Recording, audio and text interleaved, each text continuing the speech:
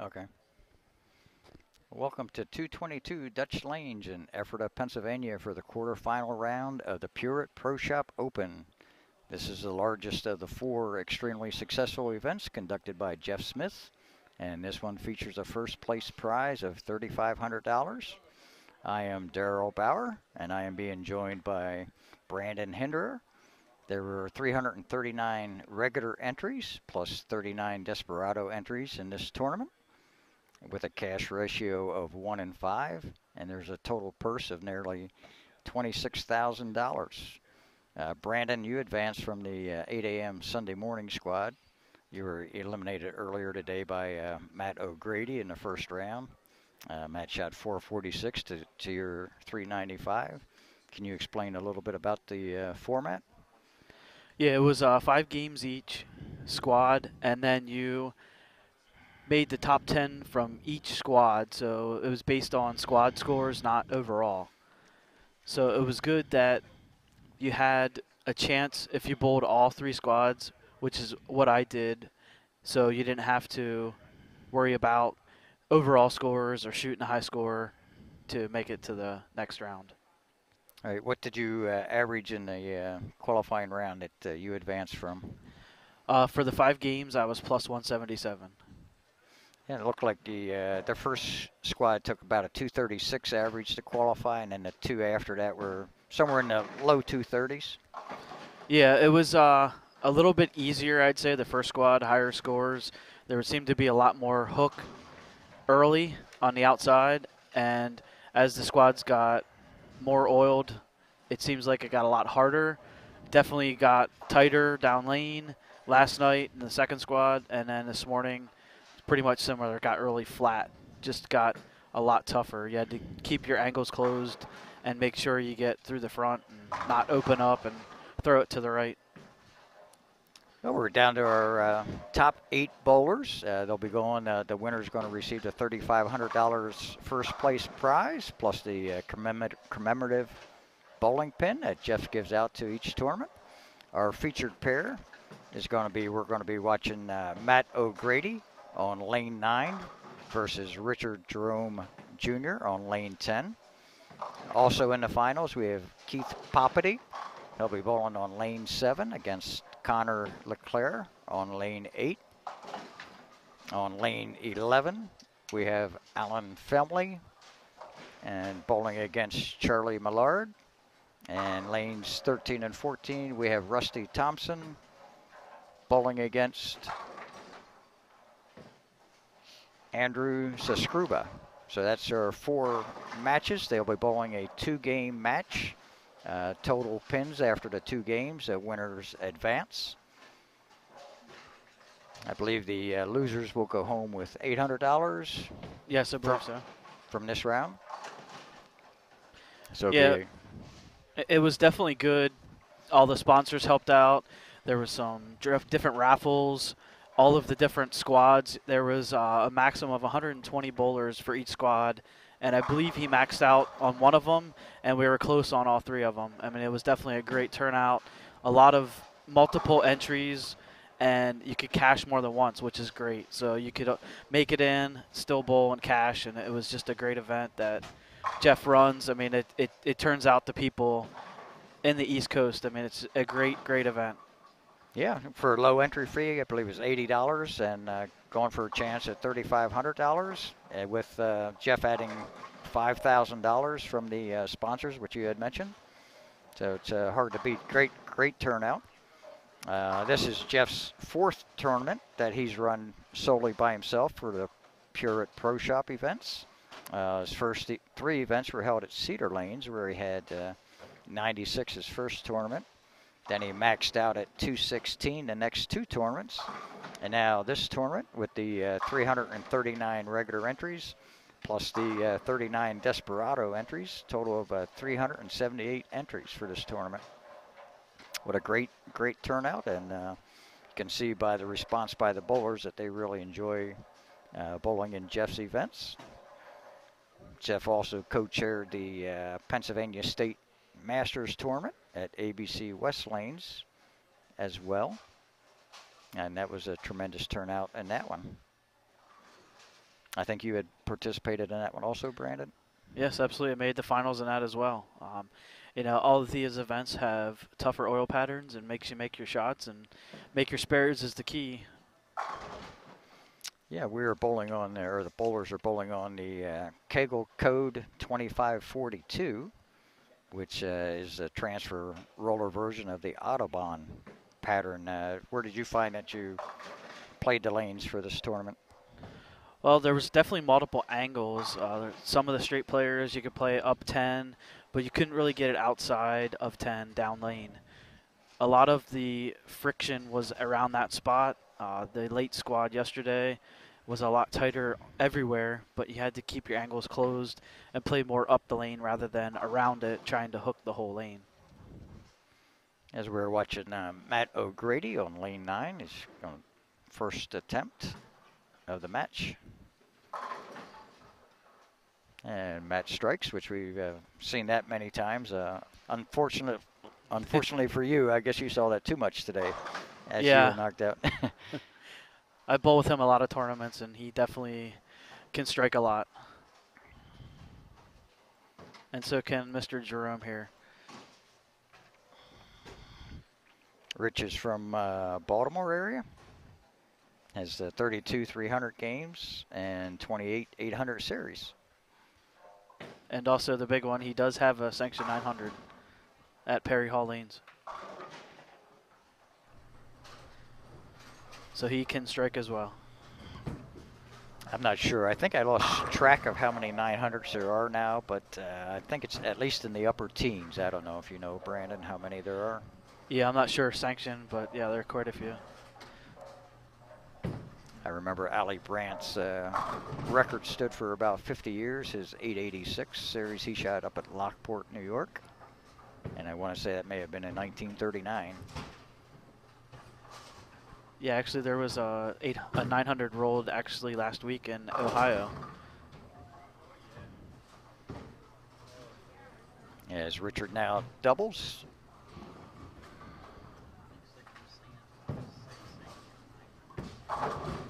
Okay. Our producer, Brandon Bauer, corrected me and says there are 26 sanctioned 900 series as we talk, and congratulations to Rich being one of those. That's a score that will never be beaten at least.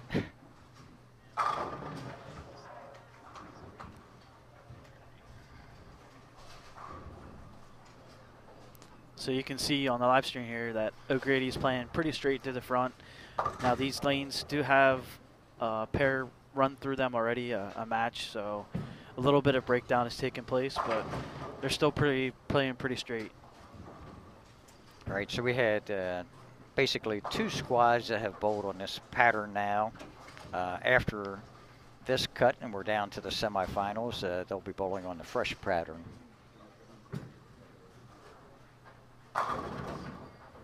Well, looks like we have quite a match going as Matt O'Grady starts with the first 3 strikes.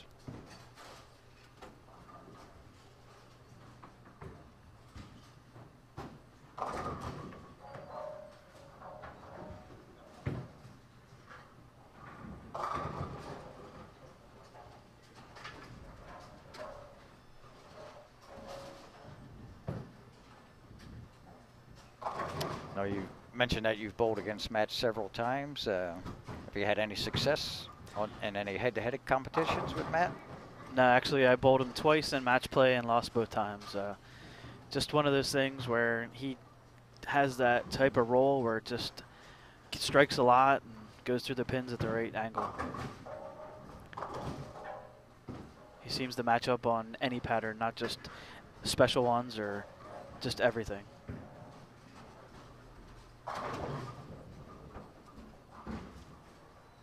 As we watch Rich on lane 9, has the first 3 strikes in a row.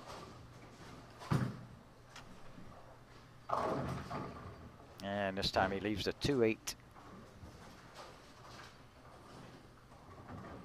And that happened a lot if you just got it a little bit right. It's one of those things where it seemed like the end of the pattern, it kind of pushed out as the day went on. So it could definitely have a lot of 2-8 or 2-8-10 combinations.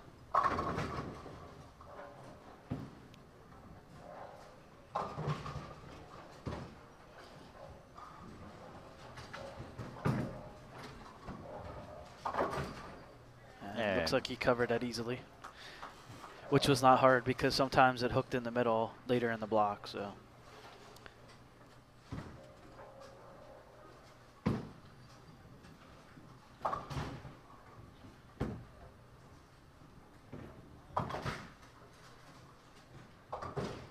we watched earlier in the year as Matt O'Grady won one of the Heartland bowling events. I believe the September event.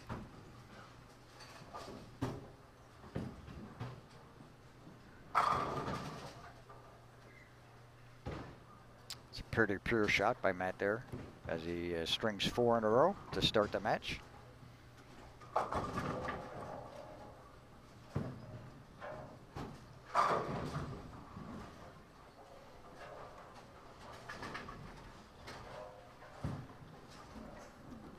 And now we take a look at some of the other matches going on, where we have Keith Poppity is clean. Keith Poppity is clean through the first 3 frames. Bowling against Connor LeClaire has an open in the second.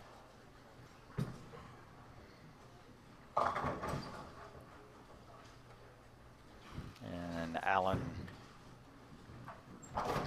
Felmley has started off with the first 4 strikes in a row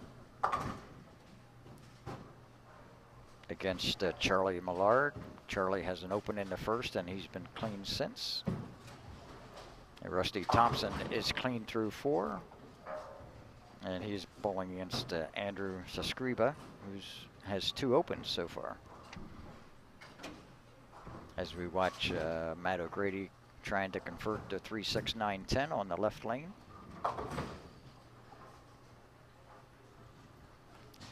And that'll be an open frame for Matt. Brings the match pretty close to even with Rich.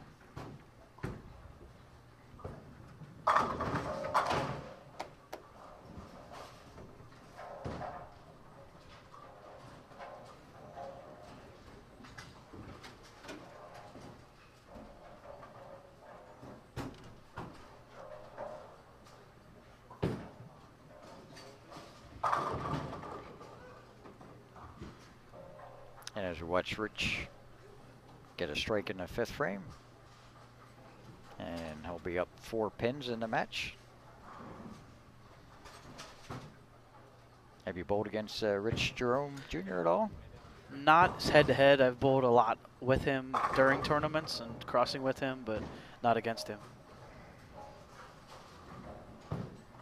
From the Baltimore area and bowl a lot of tournaments in the area. So.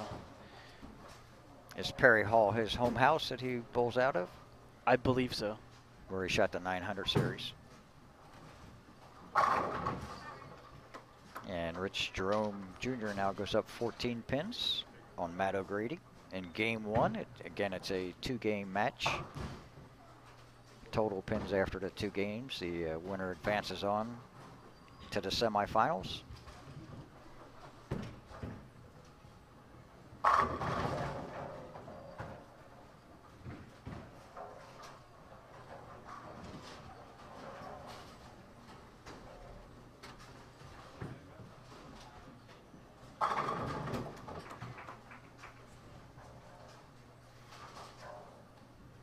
And as we watch Matt O'Grady strike in the 6th frame, congratulations are in order for Matt. He married Jolie Carrillo just 16 days ago, so he's a newlywed, him and Jolie. So congratulations to Matt. Yeah, and they actually had their wedding online, and I was able to watch it here in the PA area online, and that was a really cool experience to see that whole ceremony. That's great. While they were out in Vegas. So congratulations to them.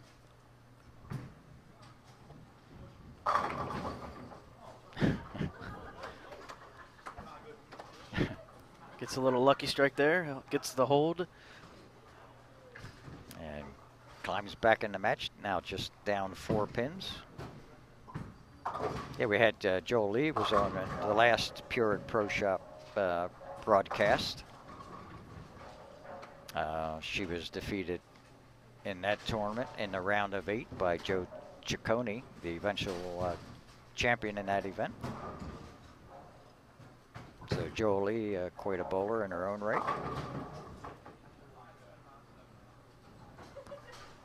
As Rich leaves the 10 pin.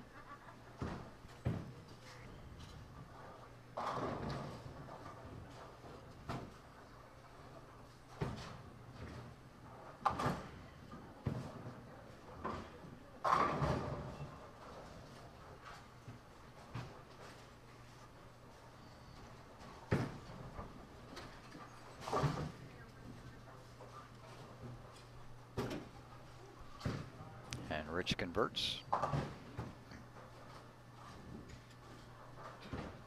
And Rich is holding down a 3-pin lead after 7 frames.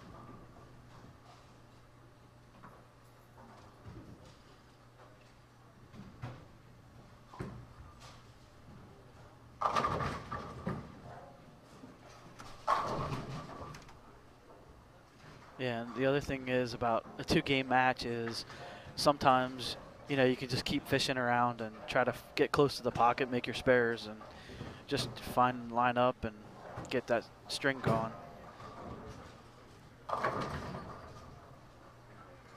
Oh, he rolls it.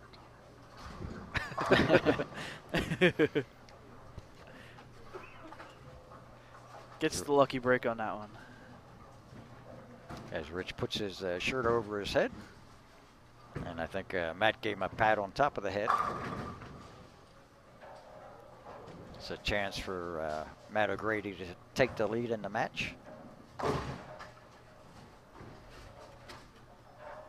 If he can strike here.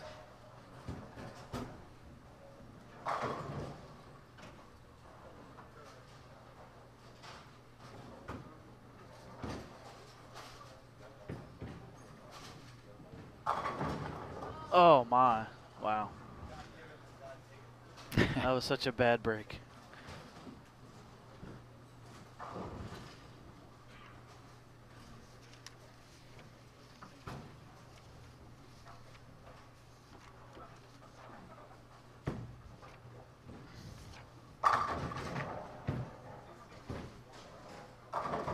Matt had such a storied collegiate career at William Patterson College. He's won the junior gold in 2006. And that was in Fort Lauderdale. Did you ever participate in junior gold at all, Brandon? No, I did not. I bowled as a junior, but never bowled any of the major tournaments. I don't think they really had that back when I was a kid. They started that a couple years after I was, and I mean, it's definitely a great program to help the kids nowadays get more comfortable on tournament type shots where there's sport patterns or PBA type patterns. I mean, it's definitely a step in the right direction towards growing the sport in that type of format.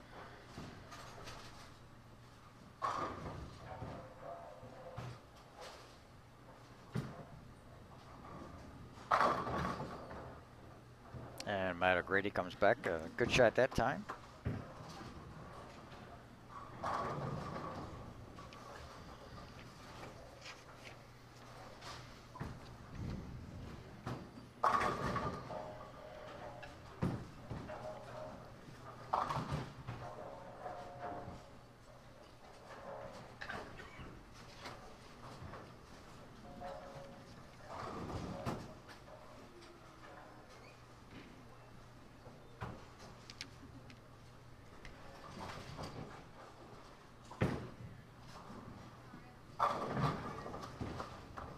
Comes back with the strike on there.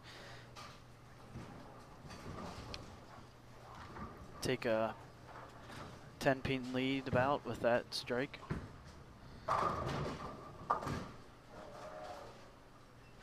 One of the other matches going on, Rusty Thompson, a two-time PBA regional champion, is up over Andrew Sescruba by about 36 pins in game one.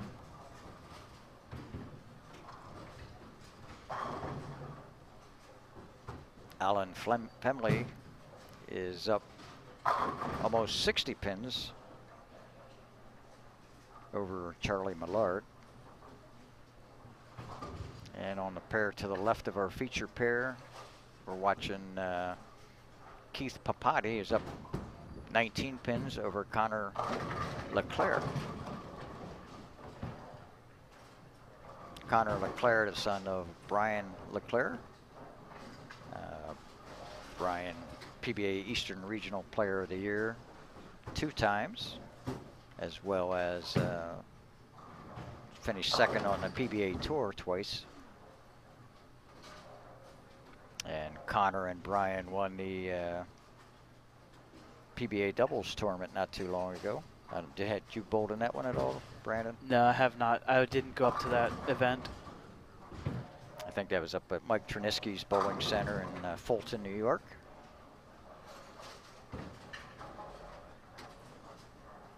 And I think one of the teams they outlasted was Mike Triniski and Doug Kent. So Rich makes the spare. He gets 245. O'Grady can strike out for 243. And again, this is a 2-game match, so it's total pinfall. At least keep it close. Give yourself a chance. That's the key.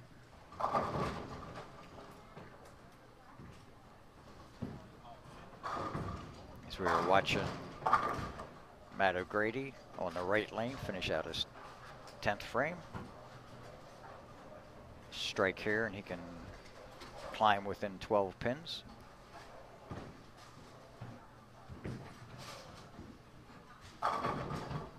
Oh my.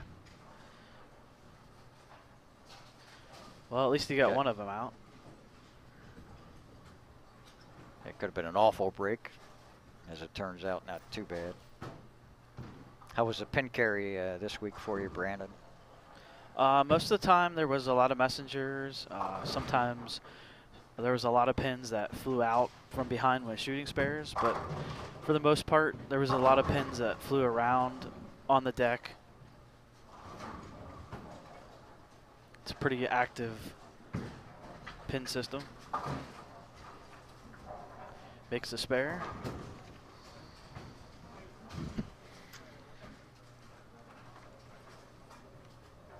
So with a strike, we'll be down 22.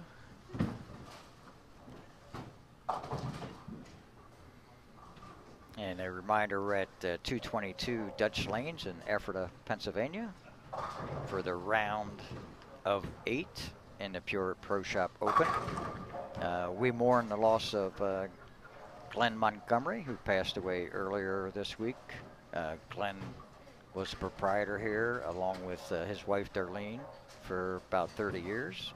They bought the bowling center from Lloyd Albright back in 1986, and they've been running it ever since. So our condolences are to Darlene Montgomery and their son Eric and Eric's wife Tara.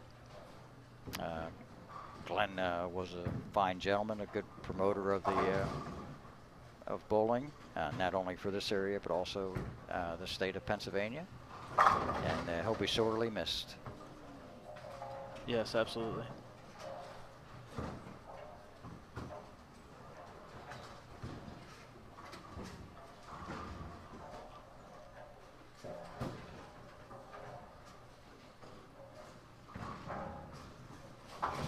Looks like the other matches are finishing up here too, the first game. It looks like Connor Leclerc has taken the lead at this point over Keith Papati, or Papati, I'm sorry. Alan Femley's going to have a commanding lead over Charlie Millard. And Rusty Thompson will have a 24-pin lead over Andrew Sescruba.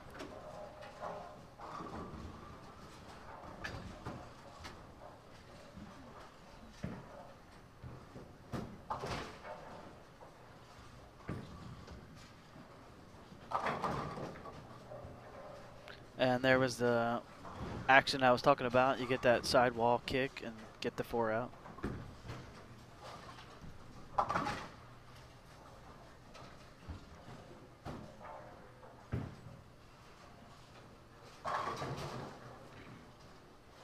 Matt O'Grady's down 25 pins from game 1.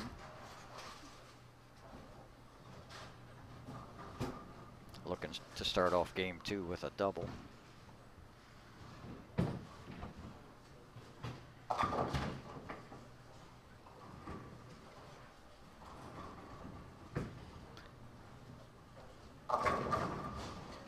And you can see there on lane 8, Keith Poppity with the strike.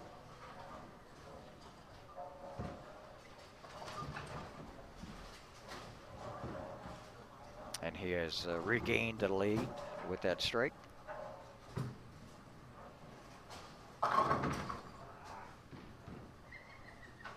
Matt O'Grady coming up high, leaving the 4-pin.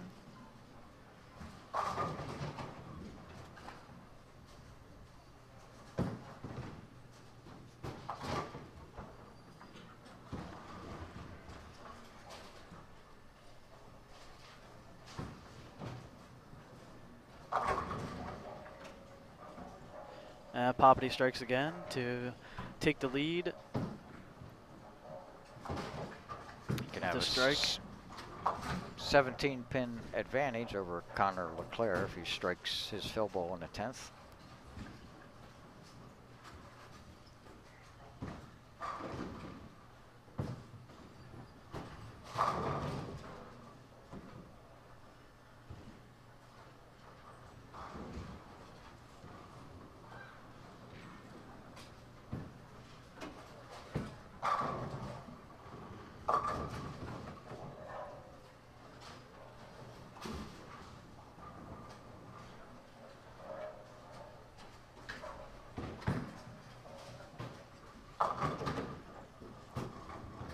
It looked like Rich stuck on that shot. Coming up high, leaving the 3-6-10. Yeah, one good thing with this surface for the approach is still is the old wood approaches, so it has a nice, smooth, worn-in surface. It's not too sticky, not too slippery. Sometimes the synthetic approaches can get a bit sticky, but for the most part, everything was fine on all of every single lane in the house that I bowled on. It's just nicer to bowl on the wood approaches. They're a lot more consistent.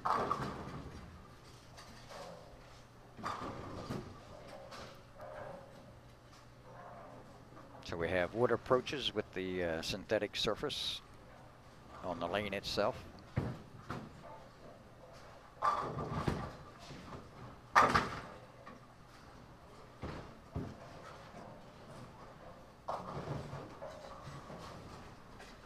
We're watching Rich Jerome on the left lane in the 3rd frame. He's up 25 pins from the first match and tied so far, match 2, or game 2, as he crosses over, gets a strike. Have you seen a lot of crossovers at all during the week, or during the tournament, Brandon? Yeah, it seems like they did carry a lot. There was only a couple times where they left a 5 or a 9 pin, but the crossover hit did carry, I'd say 95% of the time. Just with that extra hook on a cross that was able to mix them up enough.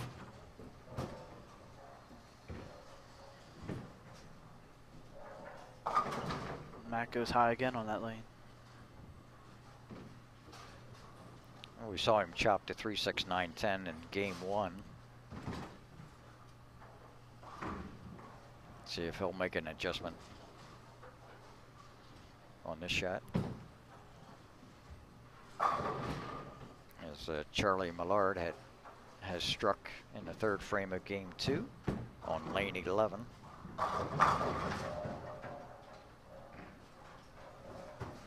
And he's bowling up against Alan Felmley. Oh, wow. Misses that again. It's one of the definitely hardest spares for a right-hander. In my opinion, I have chopped it many, many ways, and that's one of the ways. It's just so hard. Try to throw it straight, you try to hook at it, it just is a real easy spare to chop.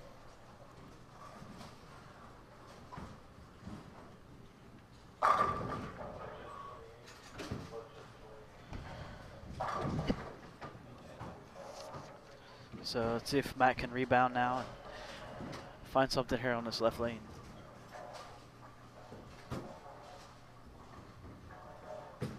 Just moved in a little bit, try to hook it a little more, Ooh. and that's what happened. You just try to get it too far right, and it just doesn't recover. You think we're in a do or die situation here for Matt at this point, where he's got to try to convert this spare?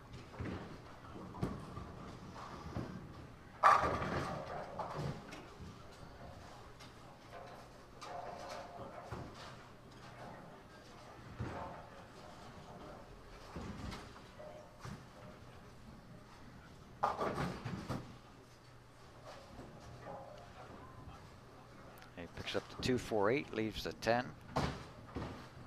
Now he's down 25 pins in game number 2, plus the 25 pins he's down from game 1.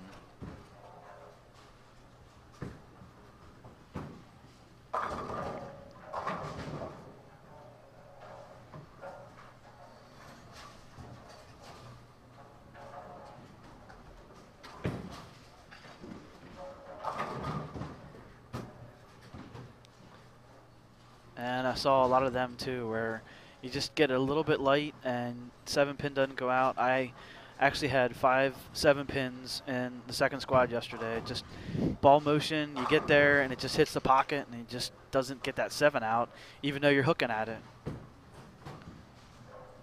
Are you looking for the 5 to go over to take out the 7? Yeah, I mean it's just tricky. You throw it in the pocket and it just, for some reason, doesn't get the 7 out. Converts that spare and keeps the lead down.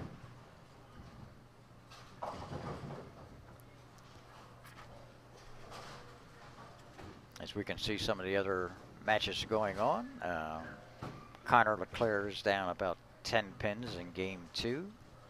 Alex Femley,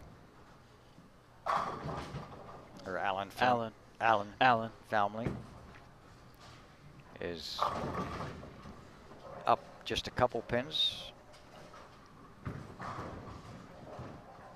over Charlie Millard.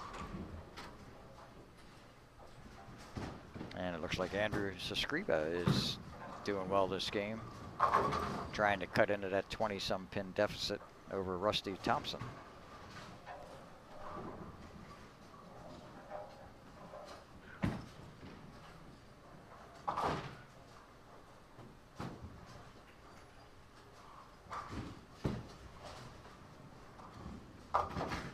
What do you think Matt is thinking at this point? He came high on this lane last time. Looks like he made an adjustment and came up light, leaving the 2-4-8-10 split on the left lane.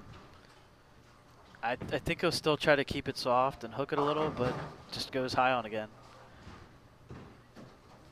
Seems like that lane's starting to hook earlier and earlier.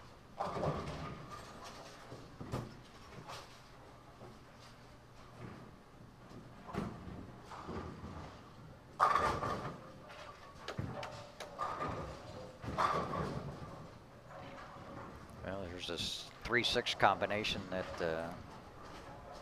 Matt has had trouble with so far. This time converts it easily.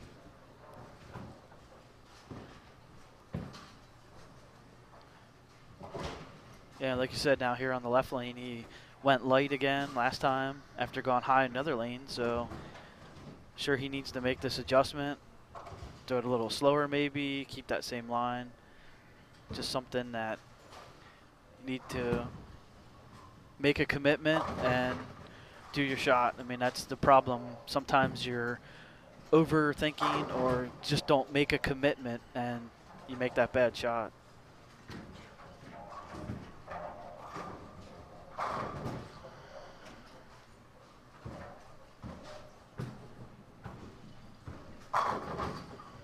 Comes back with a strike.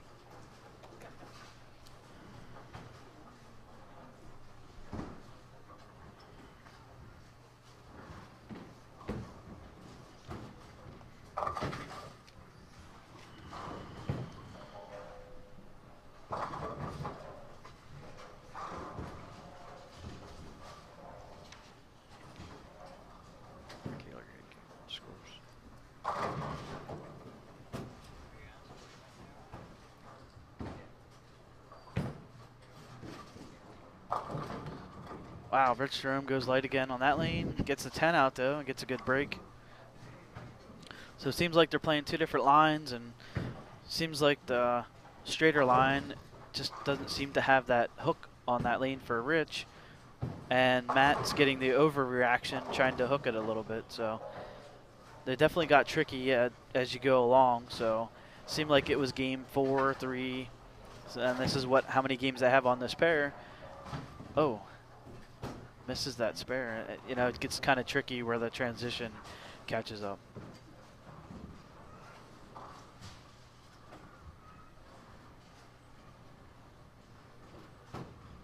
So that gives a little opening to Matt now. And you can see other scores here. Andrew Sescriba is making a run at Rusty's lead. Seems like he lost his count.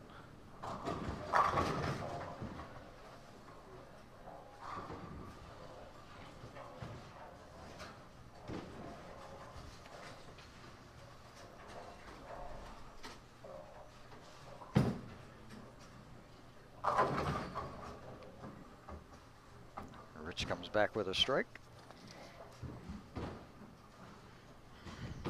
Let's hope Matt can here make that adjustment, commit to it, and get back in the match here.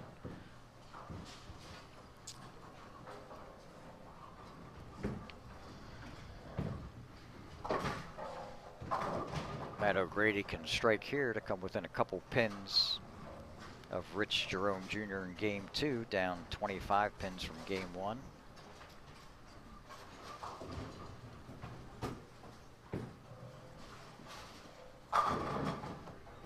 Comes back with a good shot.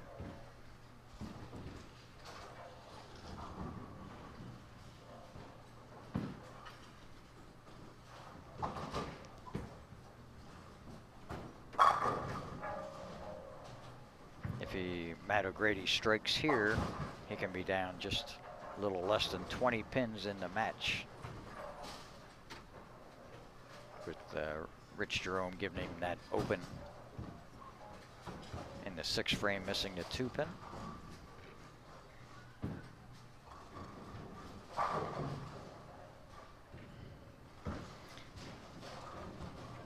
I know Matt has changed balls. I don't know what ball he went to.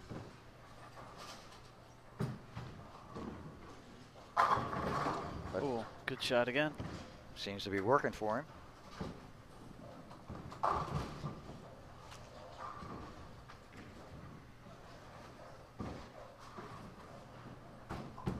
So that puts him down 3 currently in the current game. And now Rich left that 2-pin and missed it last frame. So see if he can make the adjustment now, playing that straighter line.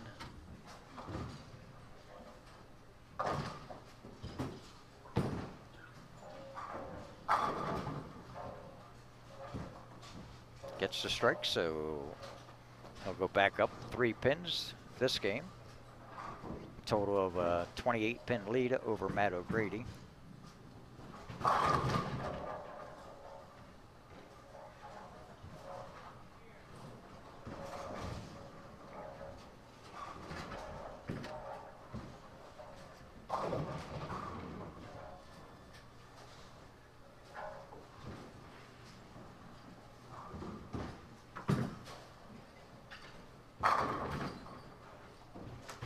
That's going to make it tough for Matt, as potentially Matt's can go out this game for 225, and Rich Jerome Jr.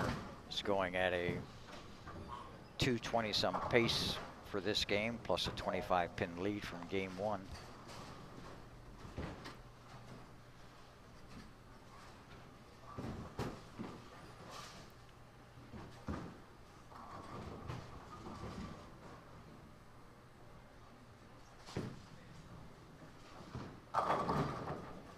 Matt O'Grady strikes again.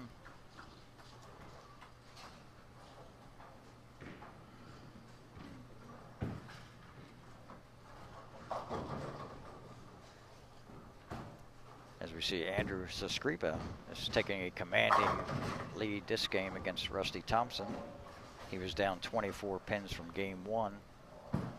Looks like he can on pace to go out for 225. Rusty Thompson struggling. The best he can do would be a 163 this game. So at this point, it looks like Andrew Zascriba will advance.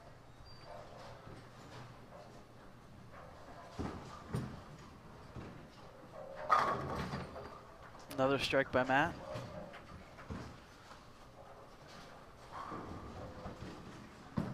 Still down 3 in the match, but can strike out to put a little pressure on Rich to have a mark.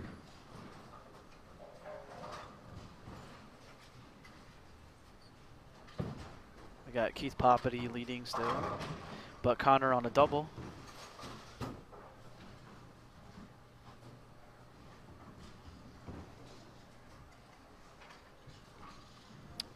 Looks like Alan Felmley is well on his way to advancing to the top 4 as well. Yeah, he had a 70 pin lead almost.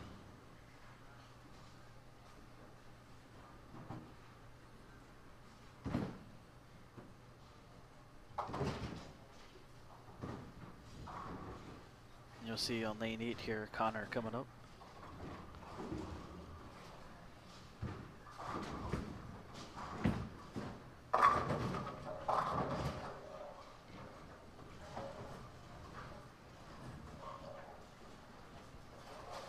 It's almost a must strike for Connor there as he came high, left a 3-pin.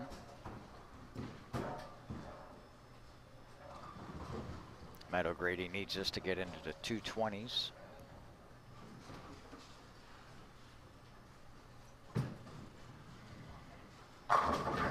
Gets it. Gets it.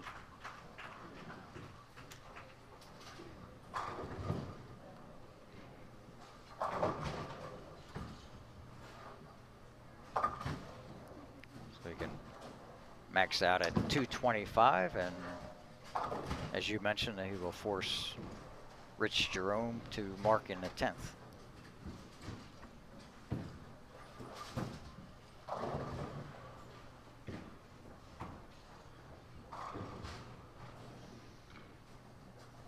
And it's now official, the Andrew Zascriba wins over Rusty Thompson. Comes back with that 24 pin disadvantage.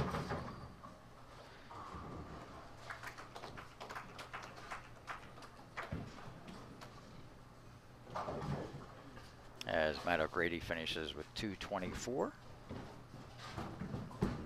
He is down 25 pins from match 1. Rich Jerome will need to shoot 200 or better to advance, so he needs a mark here in the 10th.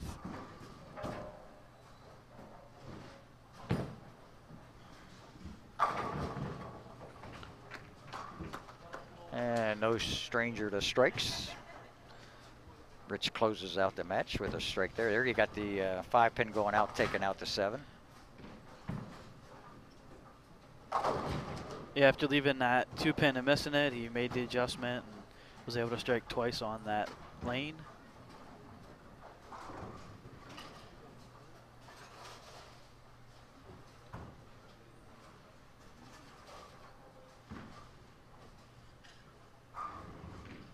Now Keith Poppity will be coming up on lane 8. Gets that cross hit, which gives him the advantage in the match for the second game. And he's still leading after the first game.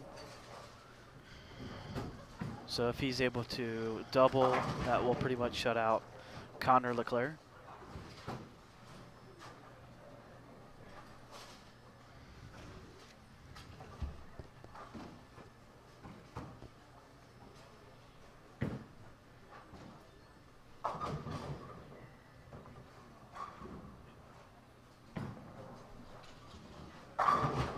So we have Alan Felmley and Andrew Zascriba moving on. And it looks like Keith Poppity will also move along. And Rich Jerome. So they will be our 4 finalists.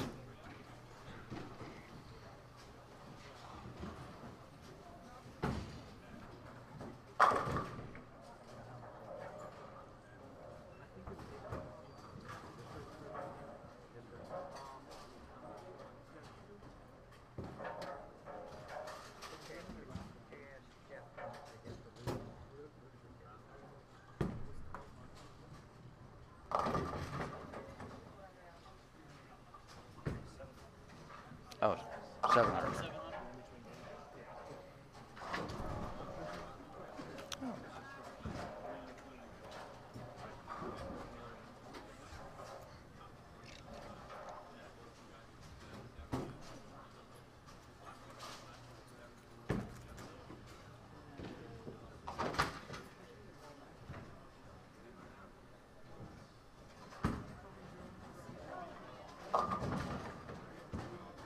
So the next round to be on the fresh. Do you see any advantage to any of the players going on to the fresh at this point? Well, the one thing is that they can break down the lane in a couple minutes. They'll have a practice, be able to make a little bit of a hook spot. But as they kept laying down the pattern, it got flatter and flatter, so it got a little tougher.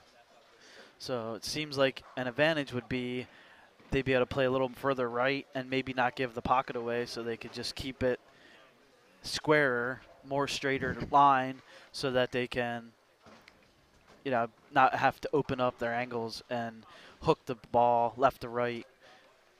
It seemed like the straighter you played, the better carry was. Everything just seemed to, break down at your own pace. And we'll listen to the official announcements from Jeff Smith. The round of 8 as follows. Here are the matches. Keith Poppy defeats Connor LeClaire 423 to 386. Richard Jerome Jr. defeats Matthew O'Grady 459 to 444. Alan Felmley defeats Charlie Millard.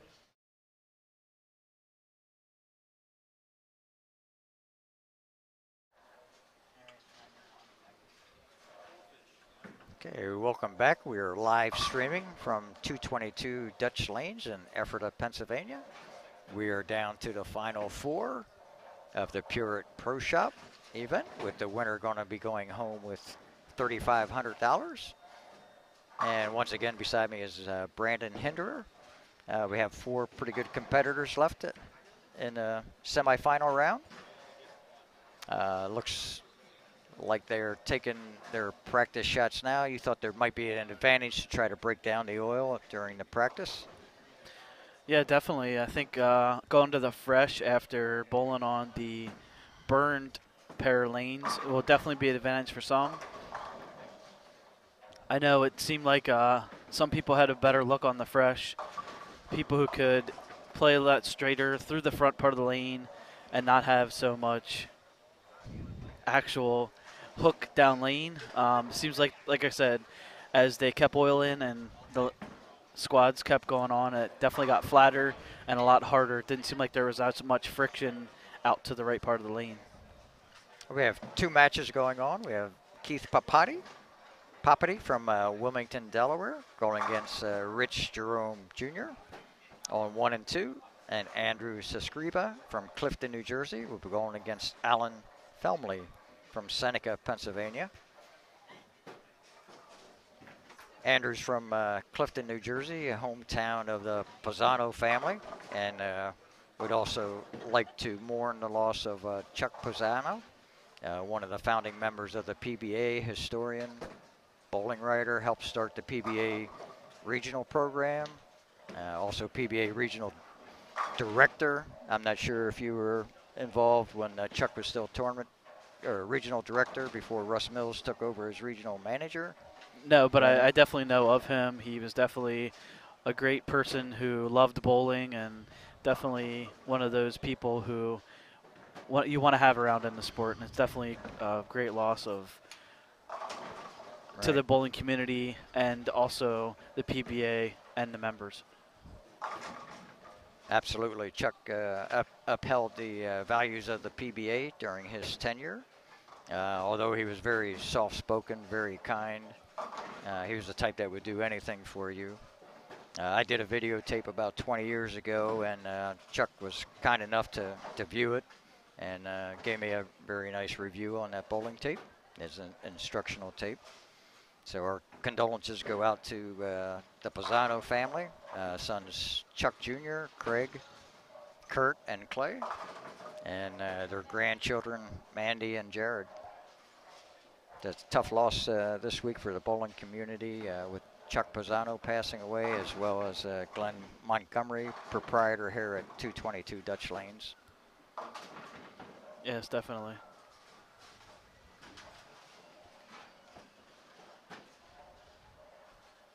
Competitors have about 2 minutes left in their warm-up.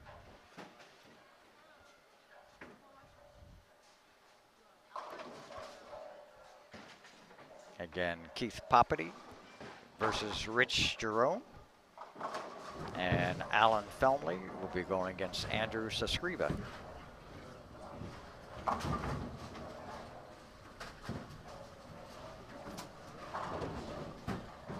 And again, you can see there's different styles from each of these players. There's 2 players that throw it a little harder, a little straighter, and 2 guys that hook it a little bit more, don't have as much speed. So, you know, it definitely was a pattern where you could play multiple angles and multiple rev rate speeds. And that's the great thing about these tournament series, is that you have a good variety of bowlers in all the finals. It's not one style that is more persistent or does better score-wise in each of the tournaments.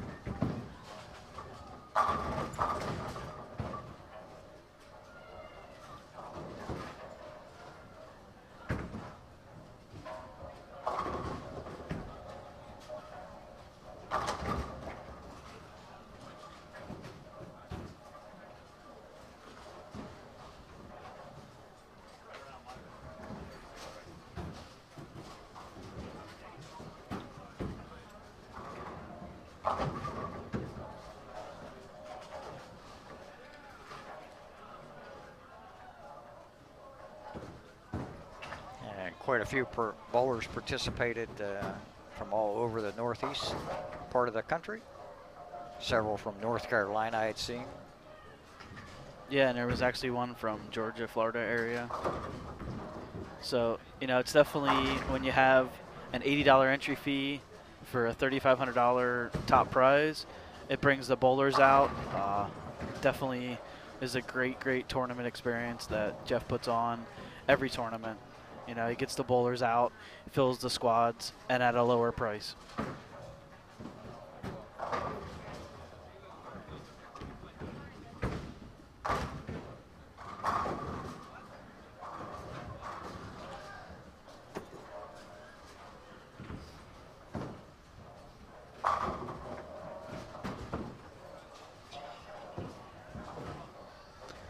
Looks like the practice has finished and getting ready to start the matches soon.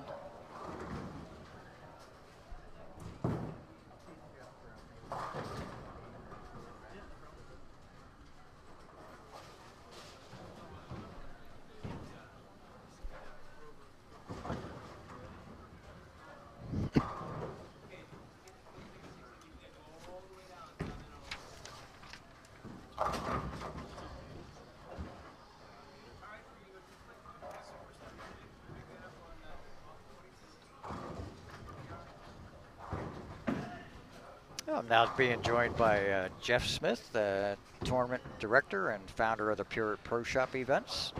339 regular entries plus the 39 Desperado entries. Fantastic tournament turnout, Jeff.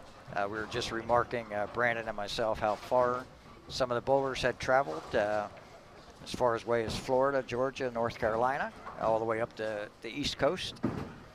So congratulations once again. Yeah, pretty exciting stuff. We actually had a player out of Texas as well. So it's about the furthest we saw. Jeffrey Young, who is with the USBC, was actually doing some business, visiting some centers, may even came to yours. Heard about the event, had a few bowling balls, And pretty good story about that is he's friends with my significant other, and he calls me up and says, "Hey, I only have 2 balls here." Comes down to my shop, drilled him up 2 balls. Subs for us Thursday night, shoots 300, about 790, enters the tournament, and had a pretty good run. I think he cashed once, if not twice, on 2 squad deals. So, yeah, just amazing stuff. I mean, I can't be more humbled by the support of all the bowlers that, make the commitment ahead of time to put in the prepay and understand, what we're trying to do here to promote the sport of bowling. And, not just have a bunch of people bowling an event, but actually offering them something that's competitive, that has some low entry fees and some high payouts. Well, certainly you have that, almost $26,000 in prize fund with $3,500 going to the winner. Right. And that includes the 5,000 we added, right directly from Pure Pro Shop. We did a whole bunch of fundraising opportunities, from electronics raffles to bowling balls, and just going out, and can't thank my shop team enough, who pretty much goes out, does all the fundraising, and gets all the extra money that these players are actually battling out for today. So, without the 5,000 that's added in there, you would end up with kind of a pay cliff or a much lower first prize guaranteed. So. We're watching Keith Popetti on lane 2, shooting at a 10-pin. He struck his first frame. He's bowling against Rich Jerome, who also struck his first frame and spared in the second. As Keith missed that, he'll go down early in the match. And on lane 5, we're watching Andrew Sescriba just throw a double. Yeah. He'll go up early in the match against Alan Felmley. And the 4 players that are, competing right now, obviously they won a lot of tough matches on the way in. Very stout field. Obviously the 4 players that are remaining earned their way in here. What we did see, especially with the pattern play this week, was they played a little soft, squad 1, and weren't really expecting that. Scores were a little higher than what we're accustomed to, what we usually put out, especially with the pattern with the ratios were supposed to be 2.4 to 1 or lower. And the topography in this building is so good, and the back end's so clean. We just seeing some scores that we weren't really expecting. Now, each time that we put this out, you can pretty much see that they are starting to play a little flatter. The bowlers are seeing a little more hang down lane. They're getting tight down lane. And some of them, that were a little confused by it, were trying to combat it a little bit with some surface, but then, ended up burning the fronts up, and then they got tight down lane on them. So perhaps some of that memory of the tournament shot is staying down a little bit more is what you expected now as the tournament goes on. Yeah, it definitely is, and you can see with the scores today. I mean, there was no real big. I think one of the highest matches in the round, in the finals here in the top 32. I think the highest set I saw was 490, which is a good solid set. But we saw, in one squad, the first squad, Kyle Troop, got to 266 over for 5, and then followed up the next squad with a good player in Matt Russo, who put a 300 together on the end and got to 265, so 1 pin shy. But as you're seeing now, a lot of these matches are being won with some 420s, 430s, a couple matches even under 400. So we're watching Andrew Sescriba on lane 6. Andrew's on a double, and he comes high, just exactly what you're talking about. Not quite as much area right now. Of course, they're bowling on the fresh as well. Do the lanes tend to play any better as time goes on during the squad? It really depends on your cross and how the players in front of you played them. I mean, if you're familiar with this pattern, most people are familiar with this pattern being called Autobahn, which is for the custodian machines that have the drop brush. However, this facility uses a custodian that has a transfer roller. So it's, it's slightly different. The loads are a little different. And it is a very flat zone pattern, almost similar to Chameleon-like, where you have 4 or 5 board areas that are flat, a step up and then they're flat again. So what we saw the first squad yesterday was, there was a little free hold in, and the players were really able to kind of put a burn spot in them and throw it to the spot, and they just don't have that today. Their misses, they're paying for them, as you saw when Andrew went big forward. Now he just followed it up, probably made a little bit of adjustment, and followed it up with a 310. So. Oh, we see in the final four, looks like we're seeing 4 players with a little bit different angles to the pocket, a little bit different rev rates, so you have a good variety there in the final 4 players. Yeah, and if you're speaking rev rate, I mean, Allen, that's coming up here on lane 6. If a pin could scream, and if a pin could talk, I don't know what it would say. I mean, this guy just a ton of hand. I mean, his access point's over 6 inches, and he's just a monster mid on him and just gets a handful of it on the bottom. It's kind of hard to be zeroed in, but I'd say his ball speed's at least 20 off his hand, 21. I mean, he really throws it hard. Allen's still looking for his first strike as we watch Rich Jerome on lane 2, and Rich throws a strike. Yeah, and Richard Jerome, I mean, that's a name that's been all over the place if you're not familiar. You may have already touched upon it earlier, but he owns a 900. I don't think we're up to, 22 certified ones with the most recent ones, but Richard is one of those individuals that was actually able to post the 900 series. And that was done at Perry Hall in Maryland? Yeah. Baltimore area? Yep. Baltimore. And that match is tough over there too. I mean, Keith Poppity, he's been great for a long time. I grew up with Keith bowling the Junior Bowlers Tour. And that kind of jogs my memory here, and maybe some of you online have heard, but we lost Chuck Pisano Sr., which was the father of Chuck Pisano, who ran the JBTs. Just great man for the sport of bowling. Obviously a very good writer as well. So our condolences go out to the Pisano family. And maybe he's on watching, and haven't seen Chuck for a long time, but such a great guy. Yeah, we had mentioned that Andrew Sescripa is off from Clifton, New Jersey. That's Chuck's hometown. Ooh. Wow. That was amazing.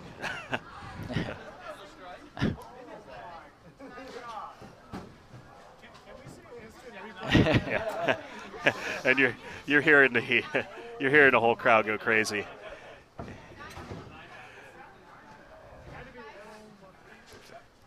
It set itself back up, so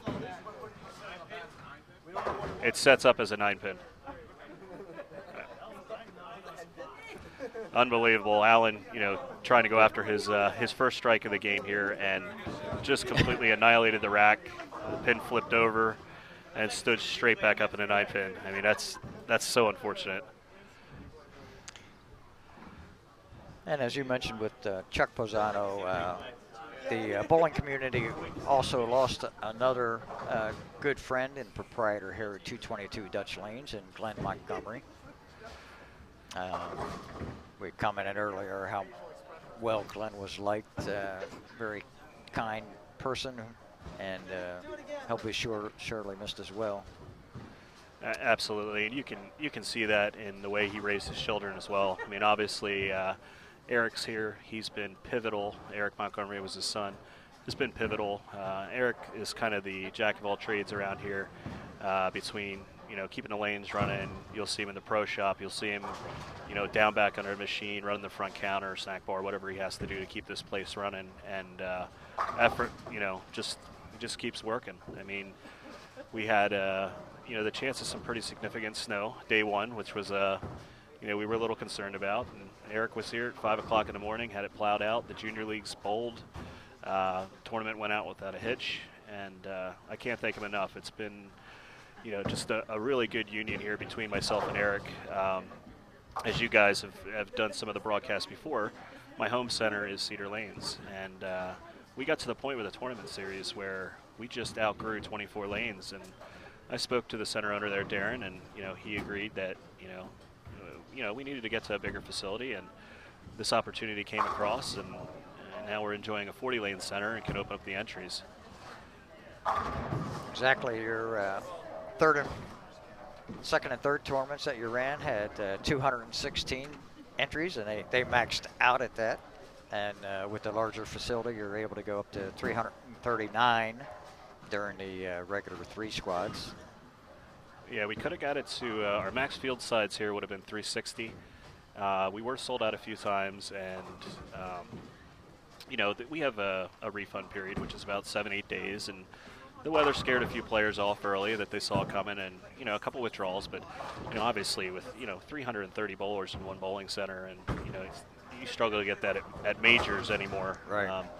We know the Masters is coming up in Green Bay here, and I don't know what the tally is currently, but at one point I looked, they only had about 190 entries. I don't know if that's gone up since then, but I don't know about Green Bay in February, but I'm kind of glad I'm not making that trip. Yep, congratulations, fantastic turnout again.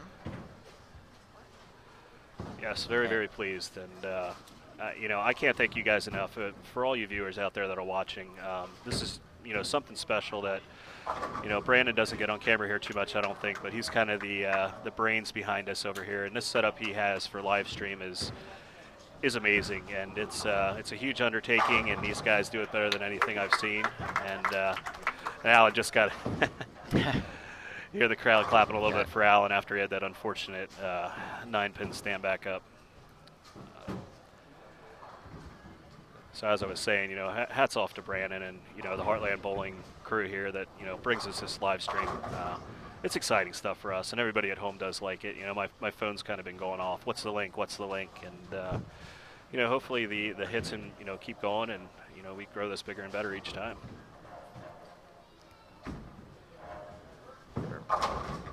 And Alan now comes back with a double. And Alan, with that shot there, Alan, you know, is taking a lead over here early on Andrew Sescriba. First I seen Andrew bowl was probably last year. I seen him at a couple regional events. Had some success there. I think he caught a couple checks and maybe made a few finals actually. You watch Keith Poppity leave the fast 8 on lane 1.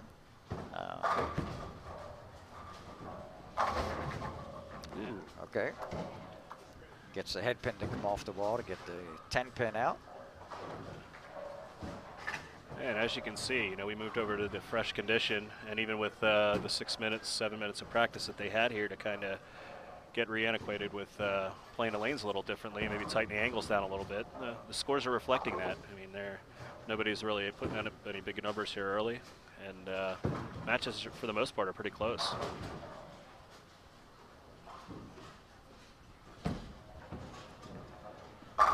Really good shot there from Andrew.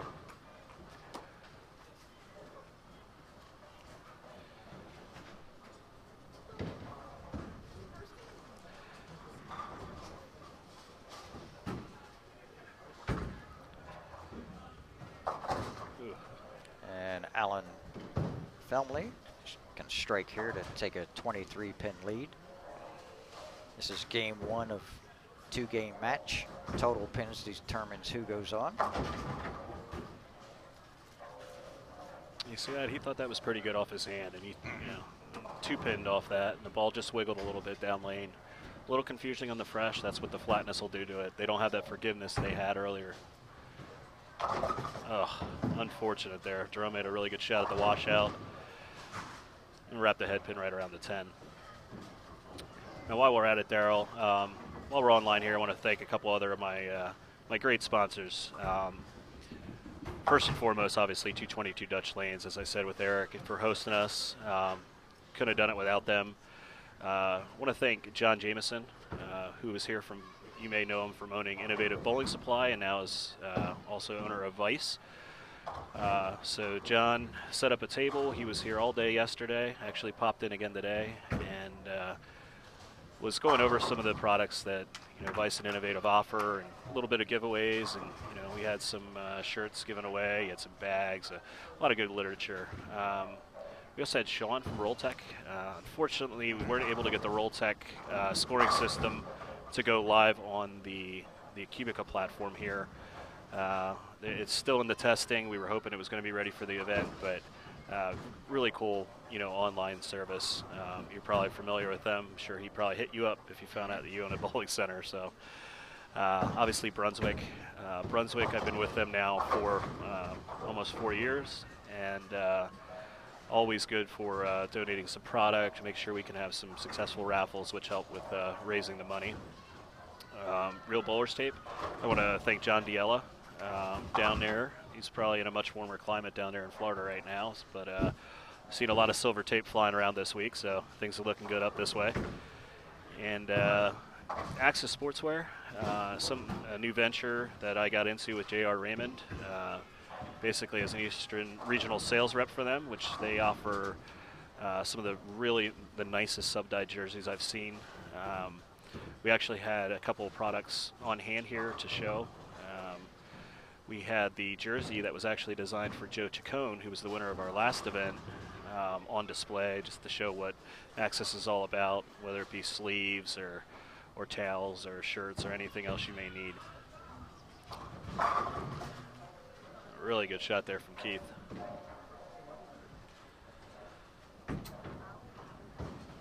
As we're wrapping up the last game here, Daryl, I'm probably going to actually turn this back over to Brandon here so I can get some scoring updates and get everything updated. Okay. But well, may pop back in later, but all depends how much is going on at the time. But I want to thank you guys for your time. Love sitting down here hearing the commentary, and looking forward to seeing who brings this title home.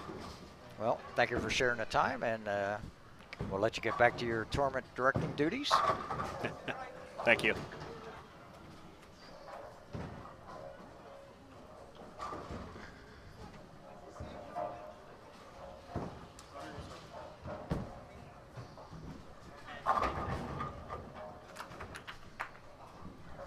We're watching Keith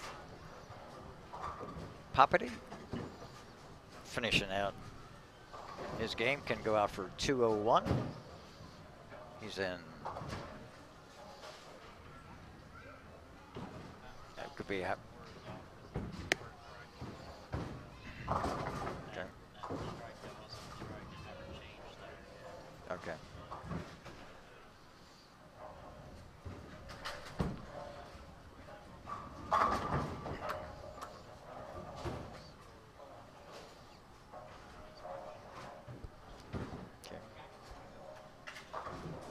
Yeah, we do have that. This is Brandon back. We do have that scoring correction for Allen. He did shoot 188, not 199, with that 9 spare in the 6th frame correction. So you can see Poppity has a 29 pin advantage.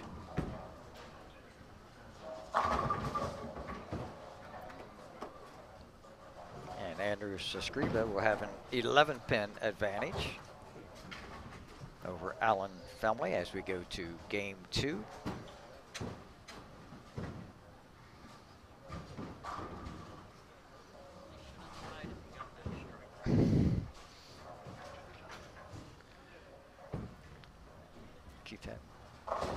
So now here's where you can see a little transition will happen.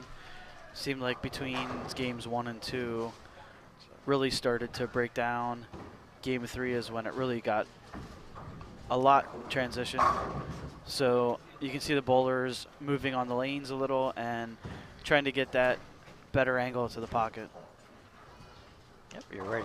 What started off as a relatively high scoring tournament is now down to a high game. As we witnessed, game 1 of the semifinals was 199, both by Keith Poppity and also Andrew Sascriva.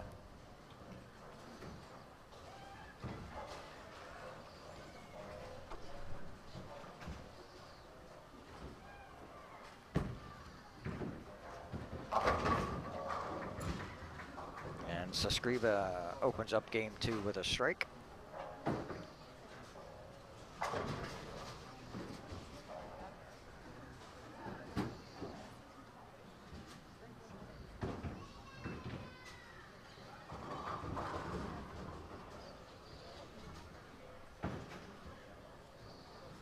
Keith Poppity bowling on lane 1.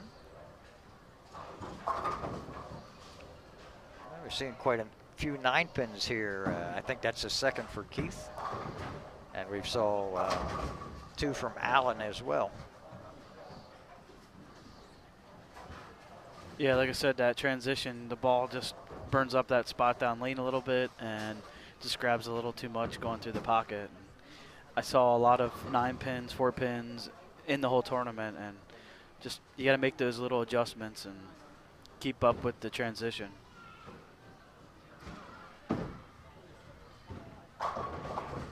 As we watch Keith convert.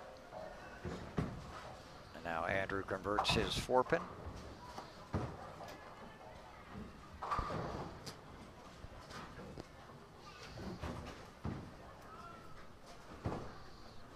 Rich Jerome looking to get a double here, cut into the 29-pin deficit from game 1.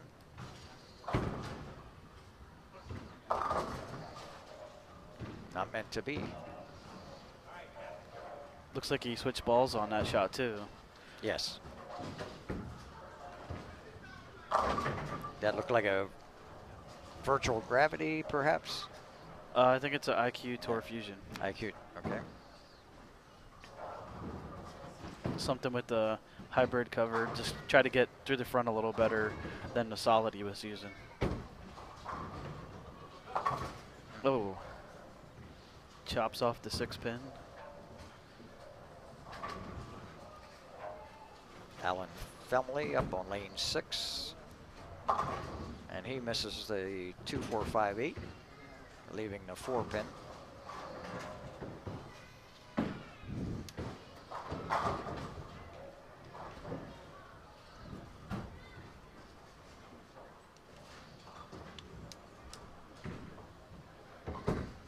There's Rich Jerome. Now he got dialed in with that IQ Tour. Fusion.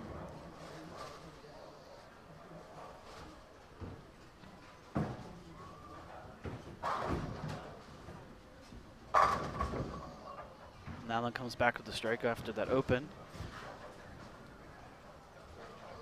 That's pretty high and tight. I don't know if he was expecting maybe another 9-pin there.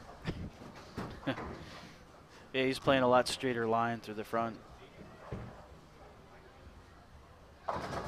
Oh. Keith with the PBA super washout. 1, 2, 4, 6, 10. Andrew comes back with another strike. Andrew got hot at the end of game 1. Strung a couple strikes together. It's like he may have found something now. Keith trying to hook it across and shoot the 1-pin over. There's a lot of different ways you can shoot that. It's definitely a challenge.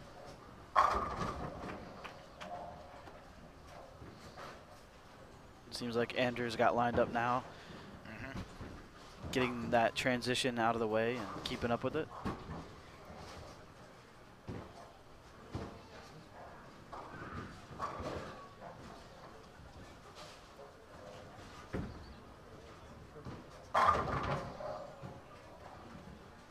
And Alan Felmley doubles to keep the match tight.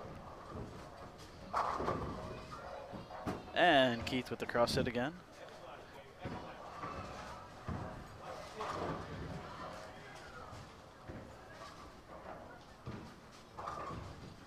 You find that happens a lot when he washed out on the shot before that, and then it may have helped that one a little bit, making sure that he didn't get it out too far.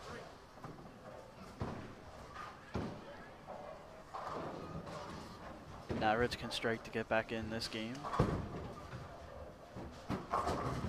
And he goes late again. Seems like that lane has a little push developing.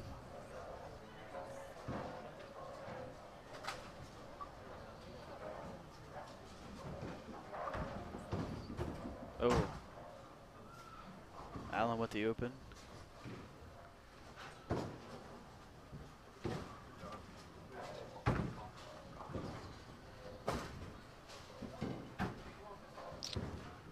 Watch if Andrew Zascriba can strike here. He can go up about 34 pins this game over Alan Felmley.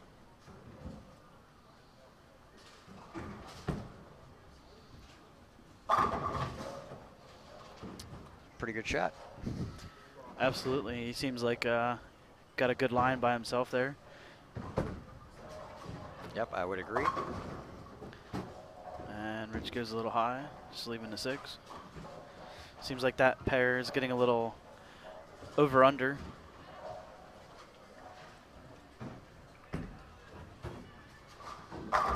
And another good strike by Andrew. So up 40 plus pins this game, and up 11 pins from game 1. And Rich converts the spare.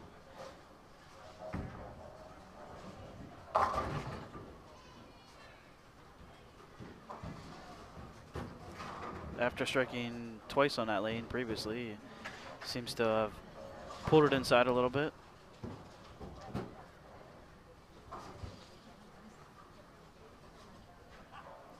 Almost a must spare, even though we're only halfway through game number 2. Down in the match, 50 plus pins. So we're watching Keith Poppity. Comes up thin, up. Pin hits the 10 pin, but not hard enough. Couldn't take advantage of that crossover hit frame before.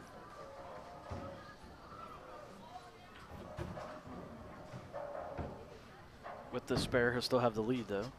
Oh, stuck a little. Pulled it again. Looks like Alan's starting to get a little fast with his feet.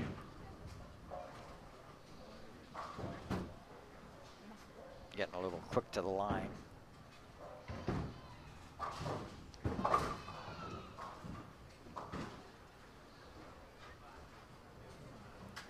And Keith Poppity converts his spare. He retains his 8-pin lead this game and has a 29-pin lead from game 1.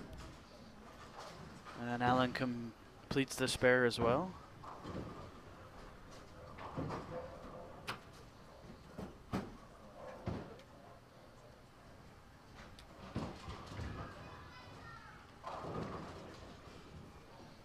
Has Andrew bowled a few regionals? I believe so. I think I've seen him before. He's Yeah, Jeff Smith had mentioned that saw him at a couple regionals and he was doing well. It's like a young player, but looks like he has a pretty strong game. Yeah, he's definitely kept up with the transition and he's throwing it good right now and find a good line.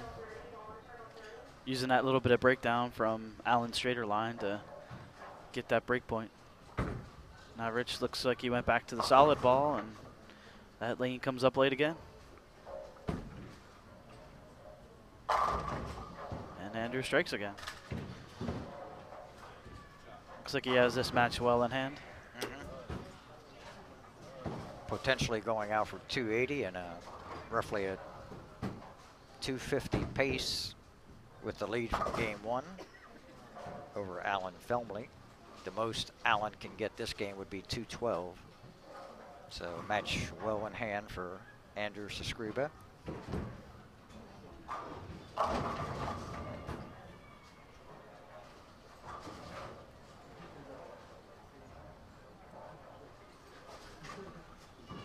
Watching Rich Jerome Jr. on lane 1. And he strikes.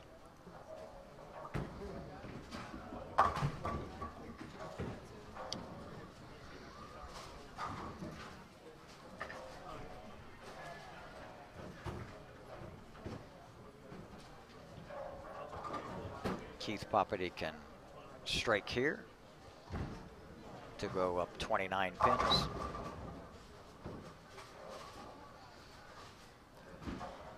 This lane, both competitors have been struggling on. Oh. Looks like he may have left a little bit and tried to play a little straighter and hooked up early. after both of them going light on that lane. At this point, leaving in single pin for a spare is not too bad a position. Already up 29 pins from game one. Ooh.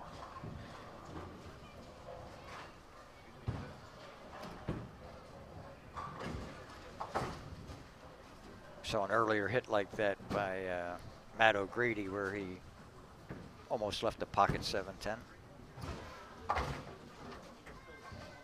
Andrew covers that spare.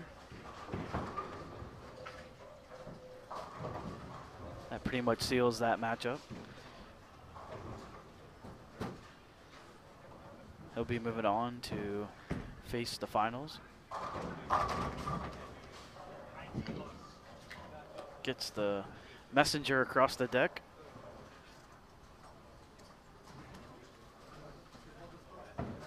Now Keith, left lane has been his better lane of the two so far. Oh, looks like he pulled it again. Not what he was looking for. Leaves a 3-6-9-10.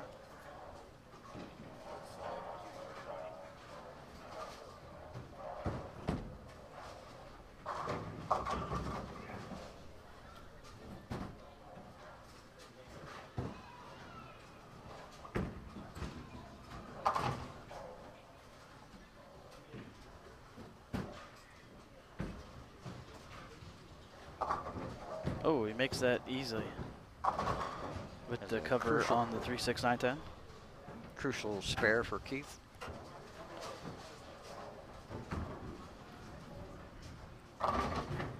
Allen finishes with the 179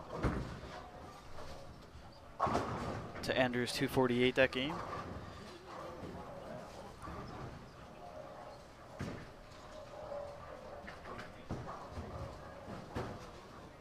And it looks like Rich has figured out that right lane and got a strike now to double.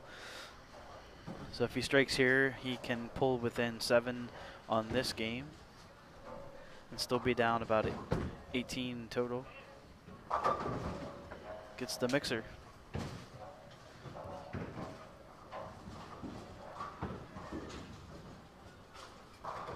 So now Keith can come up and try to seal the match. He's right lane has been definitely the trouble for both the lanes, for both players, sorry.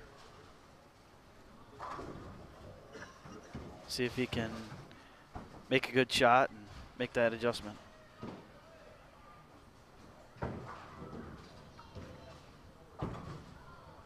Looks pretty good. Yep. Ooh, Oh. solid 10. Good shot by Keith.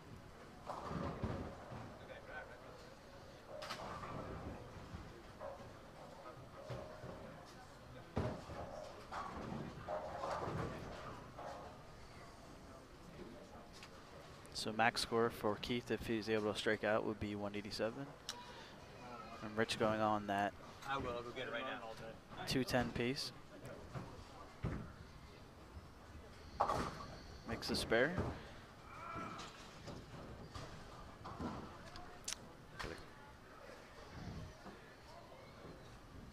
I believe if Keith can mark here, he can seal the match.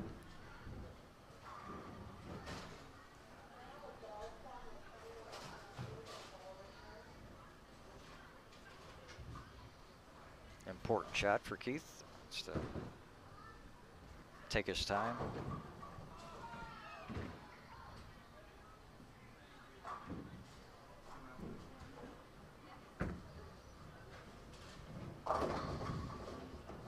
Wow, Mixer. leaving just a 2-pin. Yeah, he got lucky to get the 10 pin out and the 8 pin. So that gives a max of 176.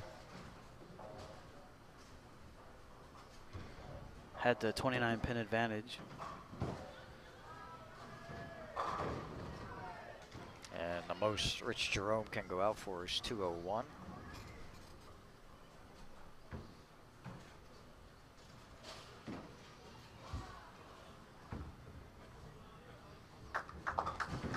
Makes a spare.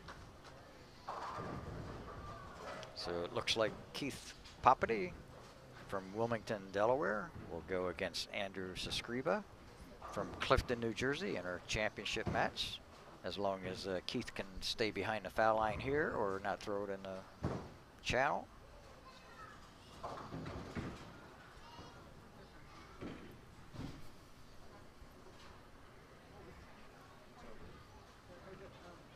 It's kind of funny, we've only seen one 200 game in the last 8 games done by the 4 bowlers, 2-game match. And that was the 248 game by Andrew Sescriba. Other than that, next tie game was 199 with potentially a 201 here by Rich Jerome if he strikes out. Yeah, it just depends on who you were crossing with and how you can break them down. So they broke them down a little bit and was able to win the matches, but definitely lower scoring pace in the final 4.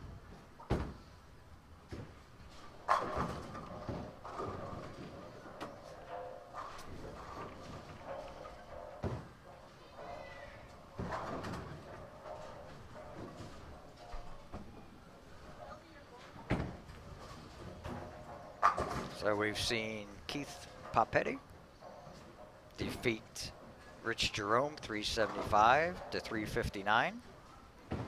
And he will face Andrew Sescriba, who's defeated Alan Felmley 447 to 367. Okay, that concludes our round of 4. Keith Poppy defeats Richard Jerome Jr. Oh, 3-7. okay.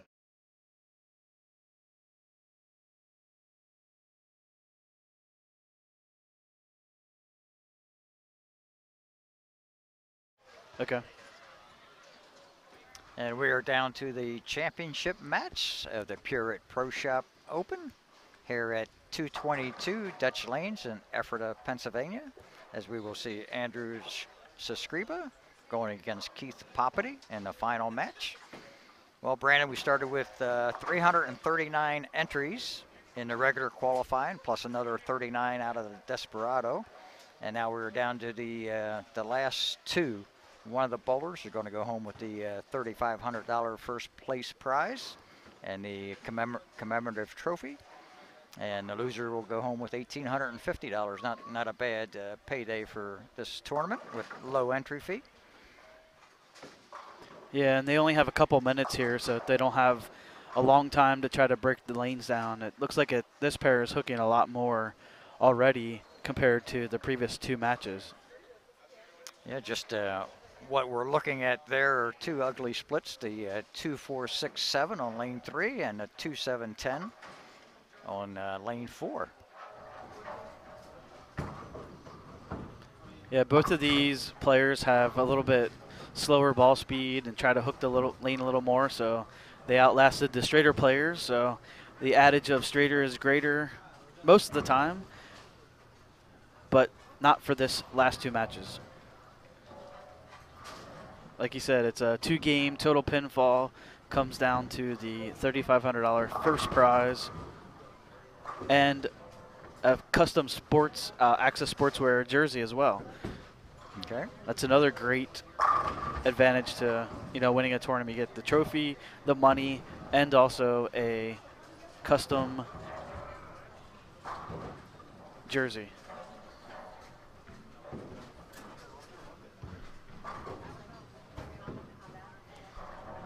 We're watching Andrew Sescriba on lane 4, taking his last practice shot. And Keith Poppity on lane 3, taking his last practice shot.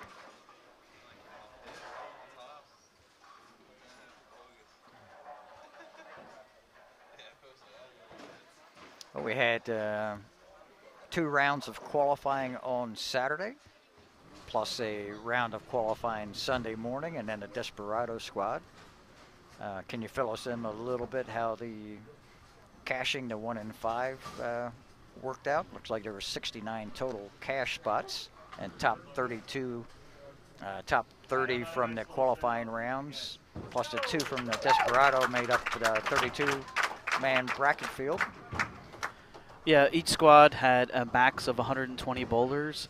They did not fill up all of them. Definitely 1 in 5 cash helped out for people who didn't make the top 10. So yeah, I think he paid out up to 7, 8 spots per squad as well.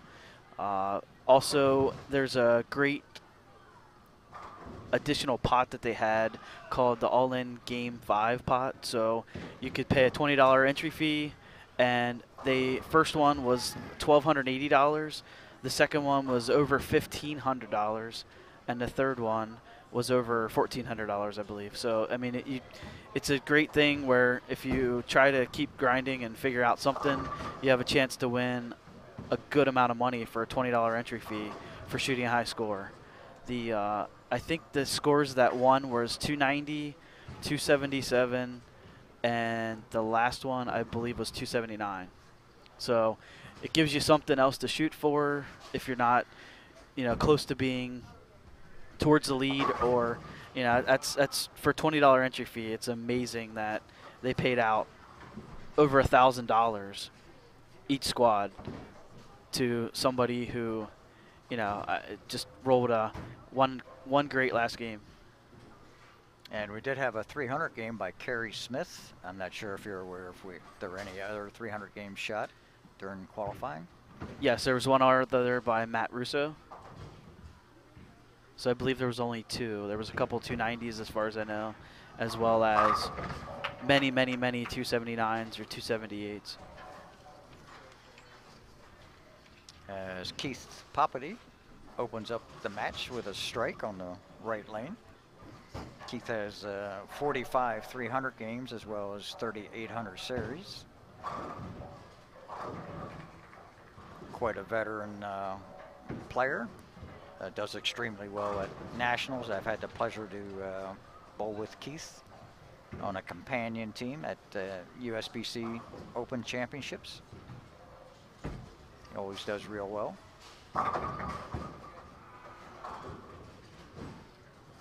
As we see him leave a 10 pin, his second frame. Yeah, it definitely seems like this pair seems to hook a little bit more down lane. So they're going to seem like they're going to keep trying to just adjust a little bit left here and there and keep making those adjustments to try to get that carry. As he covers the 10 pin.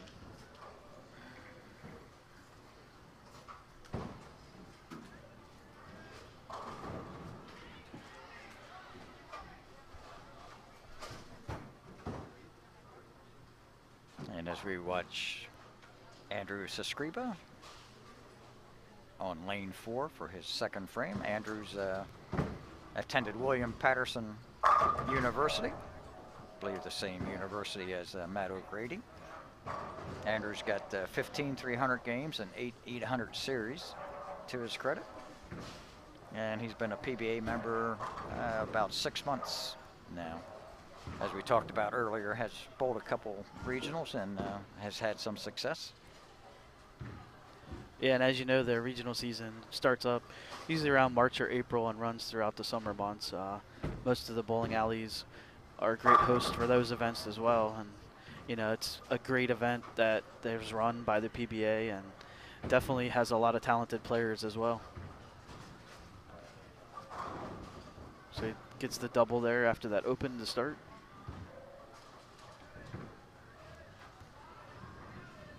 PBA Regionals has always been a springboard for young players as well as the veteran players to go out and compete and get their feet wet and eventually go out on the national tour.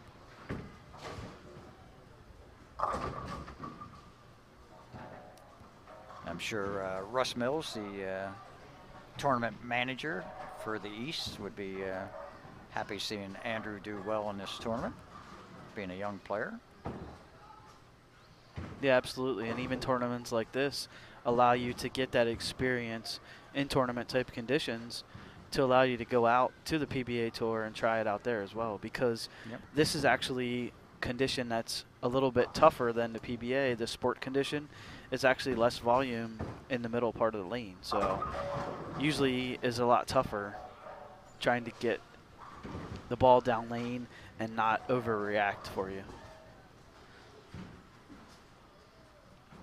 So it's definitely great to have these local events for people to come out and bowl, to even for the kids to get their feet wet and, you know, eventually make it to the regional events. We just saw Keith Poppity make the difficult 2-4-5-8. You were saying about the difficult condition, not only for strikes but also for spares. Absolutely, because a lot of times in league, you know, you try to hook it towards his left side, and with these, you got to play a little bit straighter, trying to make those spares. Comes back with the strike, keeps it clean.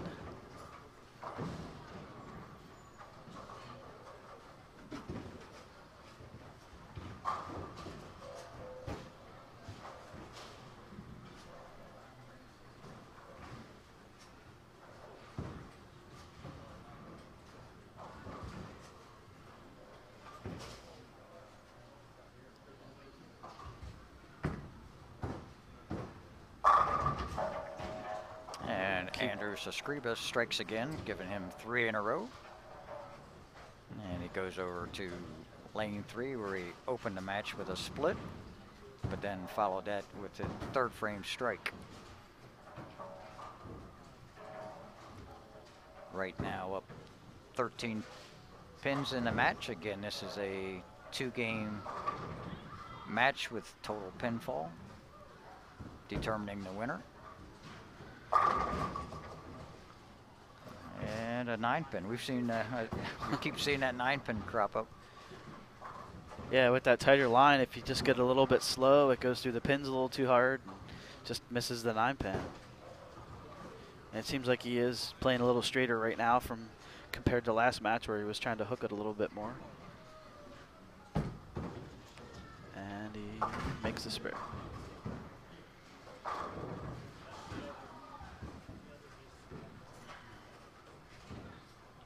Gives him the advantage.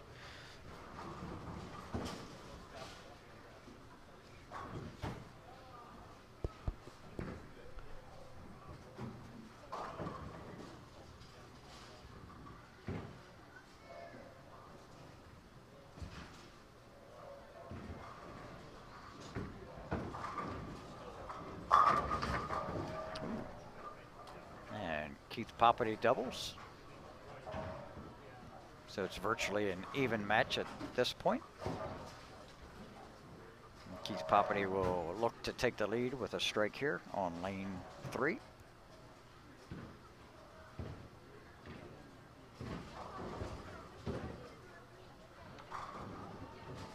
Seems like Keith's been going back and forth. Sometimes it looks like he softens up with his speed and sends the ball out a little bit further. Like right now, it looks like he's trying to stay firm and in tight with the shot. That one gets a little too firm and leaves the 2-10 split.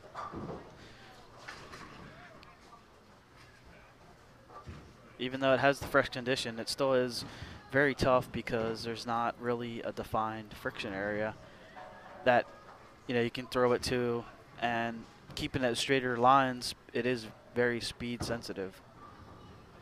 You get a little fast, a little slow, it's gonna overreact or underreact. Gives it a good try and almost makes it, but leaves the open. See if Andrew can capitalize on that open. Each player now with an open. Andrew having a 3-bagger in there to Keith's double.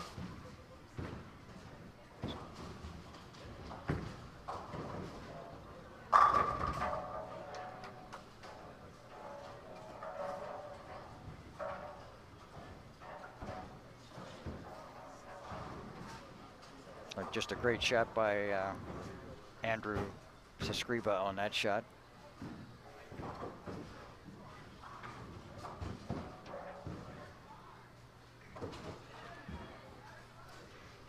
Andrew seems very relaxed, very calm. Absolutely. Fell off that one a little bit, but still got there and leaves a bad break for the 7-pin.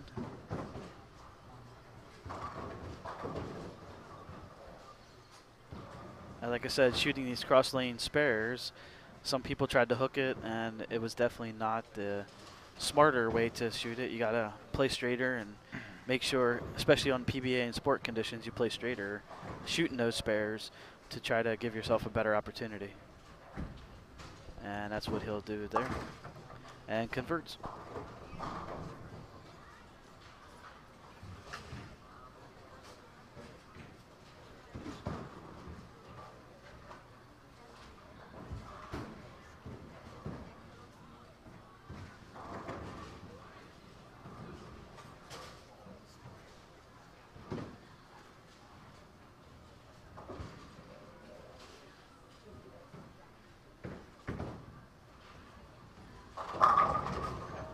Keith comes back with the strike after that open frame. Looks like lane 4 has been the better lane for Keith so far, except for the bucket he left in the 3rd frame. He struck every shot over there.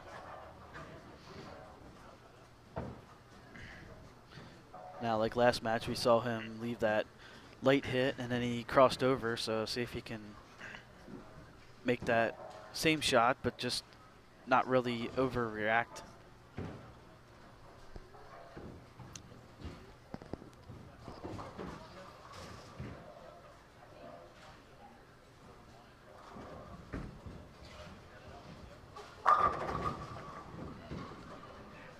Tough break as he leaves a solid 10.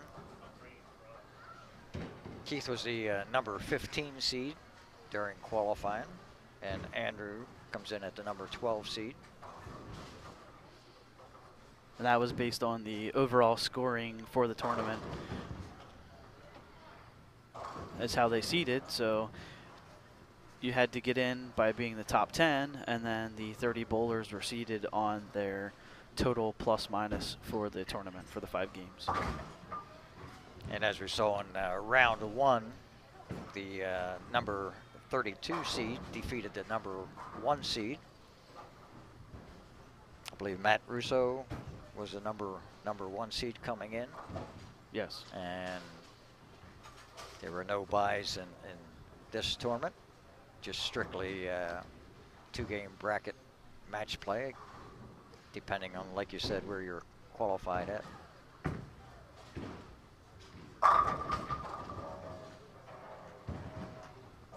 That seems like you said, the good lane is everybody's striking on the right lane, and the left lane is carry issues.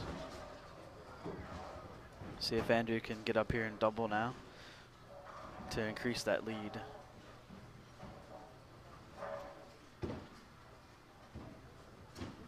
He's playing a similar line to the previous match. Again, bowling on the fresh pattern.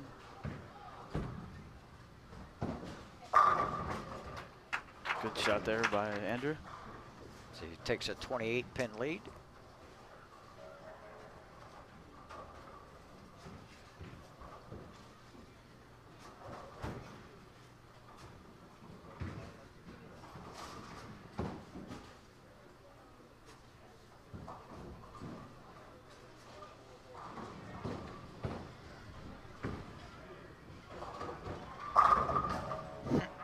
Oh, wow. Keith comes back with another good 9-pin. shot. Yeah. I believe he left 3 the previous match in the match against Rich Jerome, which he defeated Rich 375 to 359, but left 3 9-pins during that match.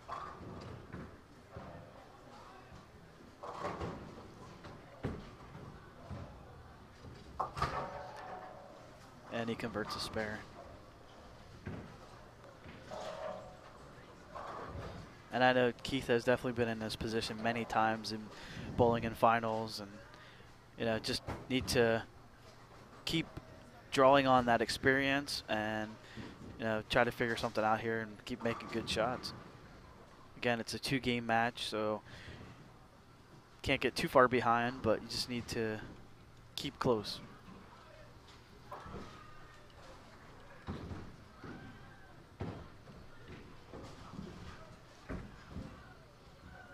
Gets that one a little wide. Gets the 2-8 to go out. That's where he left that 2-10 split previous.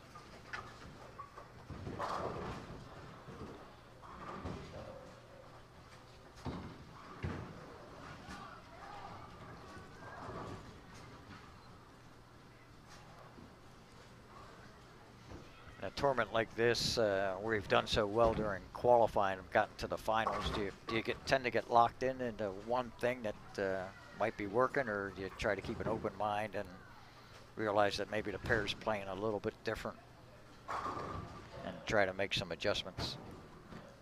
Well, for me, in this tournament, I bowled all 3 squads, and you have to go in with an open mind, especially on a fresh pattern, because you can't really lock yourself in, because you might lock yourself out of scoring high. You need to just see what's happening on the lane and make the read and make the adjustment. Something that you just need to focus and see what you're seeing and make the adjustments of that. You can use it as a guidance, the way you started, and try to start out with that and see if it works. But if it's not, you got to make that adjustment and make it quick. It'd be interesting to see if Keith makes any changes here. He's got a fill ball shot. Obviously bowled great during the qualifying and into the bracket finals to get to this point.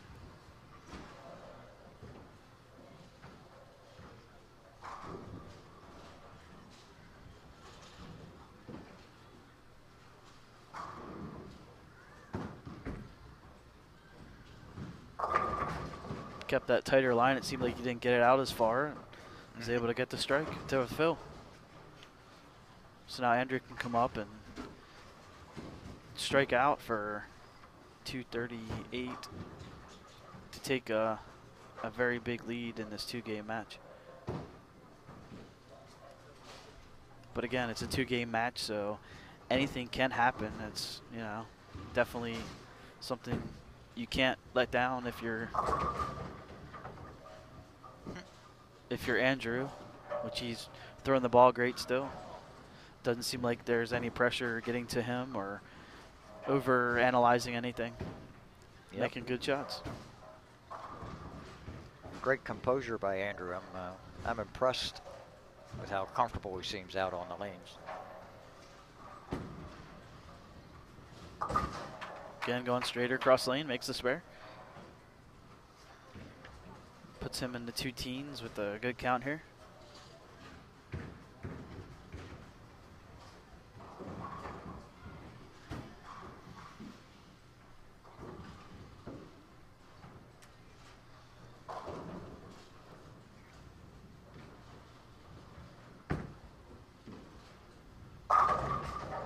Comes back with the strike.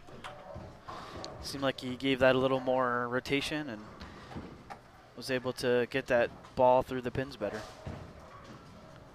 And he will take a 29-pin lead going into game number 2. And as seen in the previous 2 matches, the person who has that 20-some pin advantage was able to hold off the opponent, take down the win.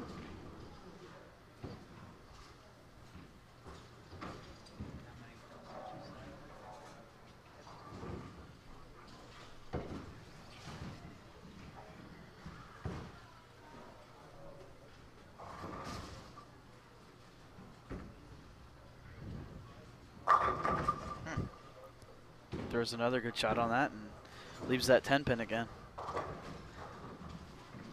And once again, it looked like Keith kept that in tighter, as you noticed on his fill shot. Excellent shot.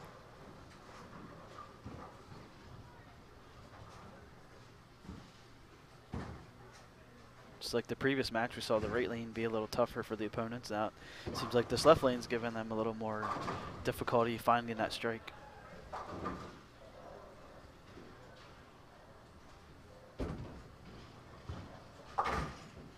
Covers up that spare nicely. Yep, Keith, excellent spare shooter.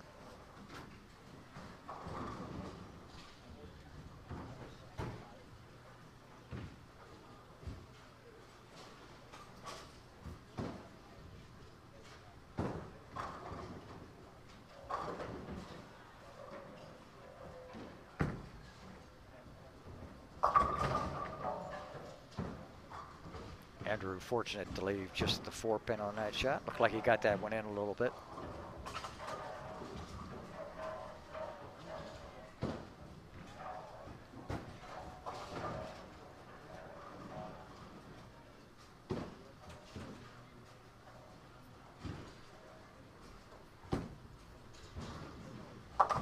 Makes the spare again.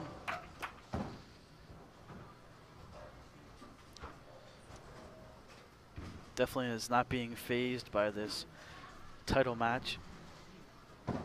Just going through his routine like he normally does, and that's the one thing that everybody should do. You know, go through your routine, have a routine, do the same thing over and over so you can get the same results.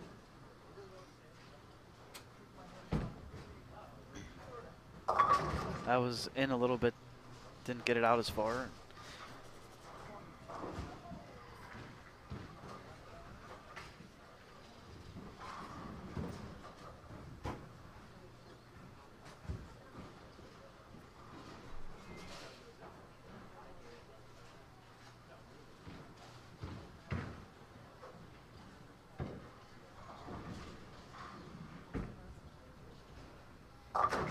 As he keeps the frames clean, started off the match frame 1 with a split, and then has been clean ever since.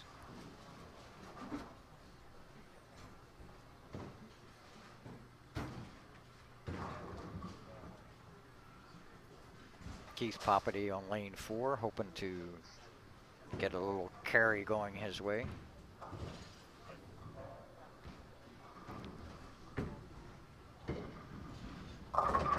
Seems like he got that one a little wide again. It didn't come back.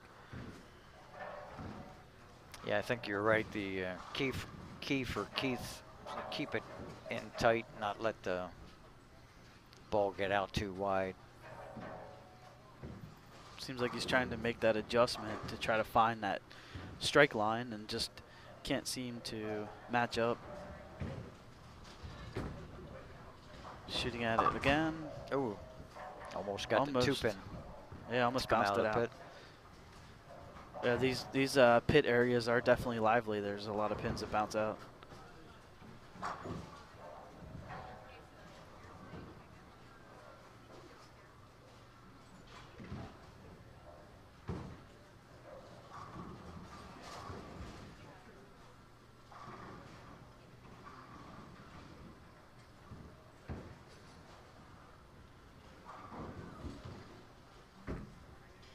Seems like he tried to move in a little bit.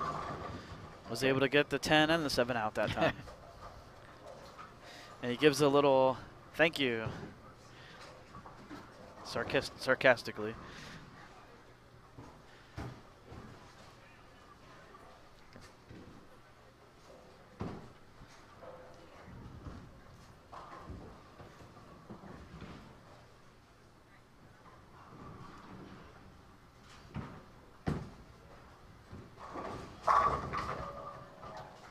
Comes back and strikes again with Andrew. Definitely has not seemed like any kind of pressure or any kind of nervousness in this title match. He's definitely keeping his composure and making those good shots. Staying firm. That was a great shot he just made on lane 4 after 2 sub good shots the previous 2 frames.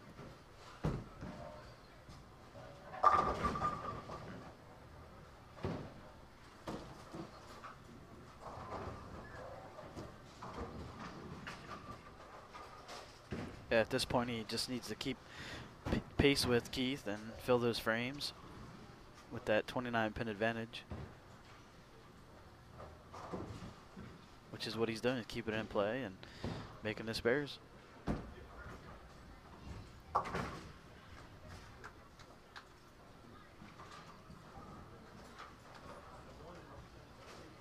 So if Keith can double here, he can even this game.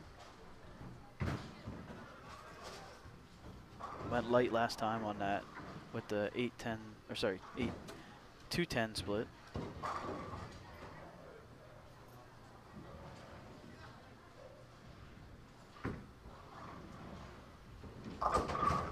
Okay. Good shot by Keith, even though it came up late. Looked like he kept that one in. Yep.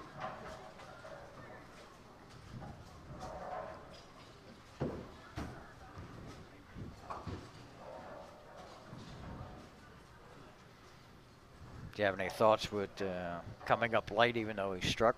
Any thoughts of making any changes, trying to soften up with the shot to try to hit more flush, or just go Nah, with the thin hit? it seems like the thin hits carry better. You might want to move a board right, maybe. I wouldn't adjust too much. It seems like he's not that light, but it seems like, you know, keep it around the pocket and it's carrying, but it's definitely transitioning, even though it's only these two bowlers bowling one game plus 4 frames. Yeah, like I said, with these sport conditions, they change pretty quickly. There's not as higher volume and less volume towards the middle part of the lane, which is where they're playing.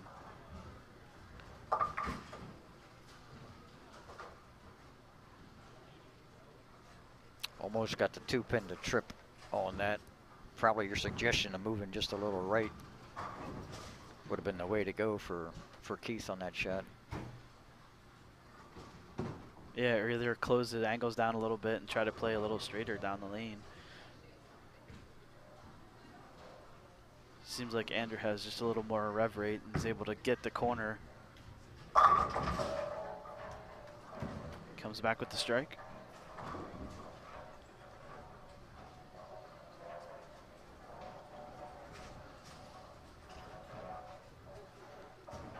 Seemed a little more aggressive on that shot. Some of the previous shots looked like he got a little bit tentative, maybe realizing what position he was in, feeling that, you know, keep the match close. But that one he seemed to rip through it like he had been doing earlier on in the match. And that Another shot good as shot. well.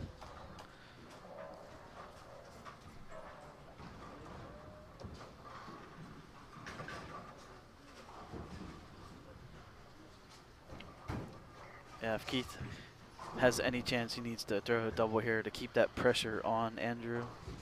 See if he can make that adjustment. Either slow it down just a little bit, move right a little bit. It's been a little light the last 2 falls. Looks like he kept it in and goes high with the split. Which was definitely something that happened a lot. If you just tried to force it, try not to get it to go as far right, it hooked up through the face.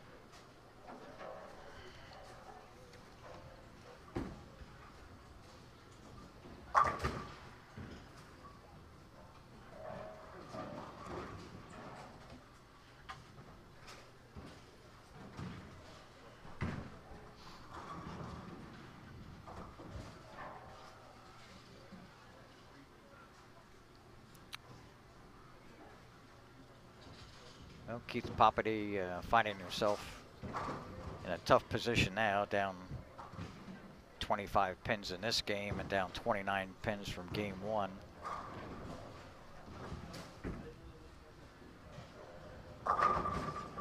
Pretty good shot, but once again a little bit light through the hip pocket and can't get that 10 pin out. The 6 pin just lays there. Looks like he tried to create a little more angle again. The ball just deflected and didn't have enough to get that messenger across to get the 10 out.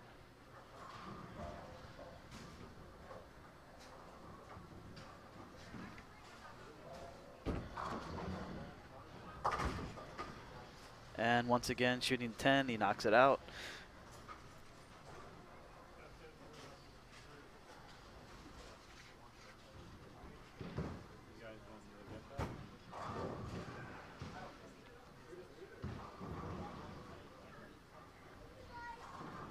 There's that lively pin action you were talking about. Pins coming out of the back. Second time on lane 3 we've seen that.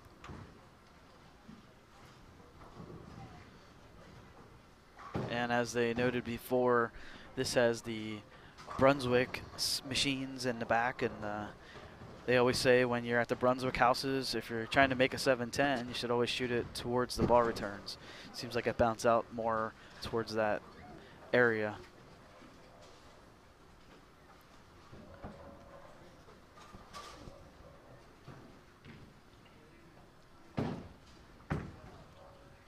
He's able to keep it in. Oh. Just got it in a little bit down lane and drives through there pretty hard, leaving that 9-pin. But as long as he keeps it clean here, he's got a pretty commanding lead. Seems like he's not being phased by this amount of money and also being this younger bowler in a pressure type situation. Yeah, Andrew seems to be probably the most consistent bowler that we've seen. He defeated Tim Foy Jr. 433 to 422 in the round of 16. Then he defeated Rusty Thompson 404 to 358 in the round of 8. And then we saw him defeat Alan Femley 447 to 367. So every match Andrew has bowled average better than 200.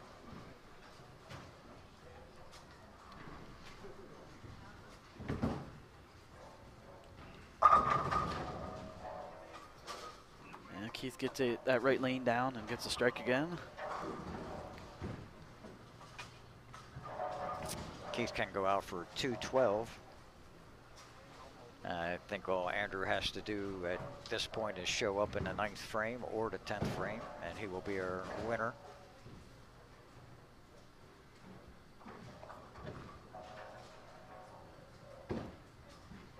Again, Andrew Sescriba has a 29-pin lead after game 1. Did I see a ball change there with Keith on that shot? No, he Maybe. just kept it tighter again and was able Okay. to get that tighter line, straighter line through the front. Actually, it was a ball change.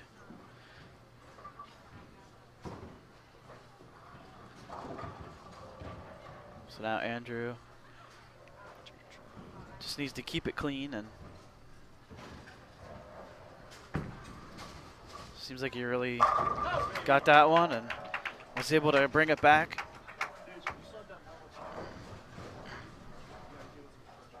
And that will do it. Andrew Sescriba will be the Pureit Pro Shop Open champion here in the January tournament event run by Jeff Smith. He will take home the $3,500 first place prize.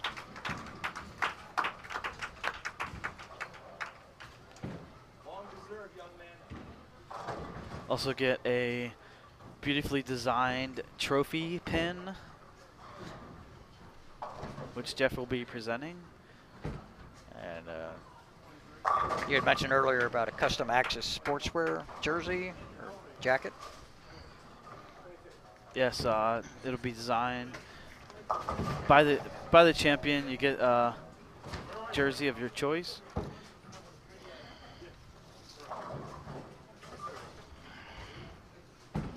Andrew finishes out here with the 236 game.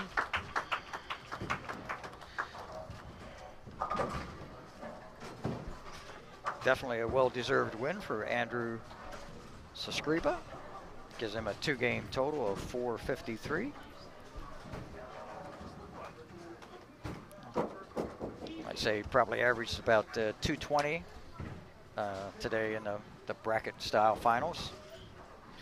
Yeah, he definitely bowled very well and was able to hold off his opponents and get that over 400 every match.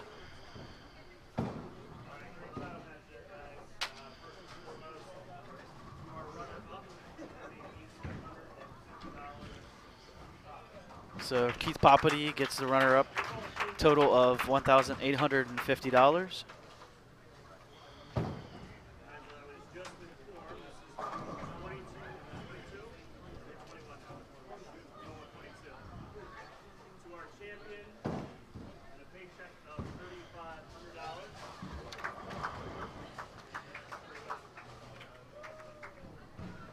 Jeff presenting the trophy and the money to Andrew Sescriba.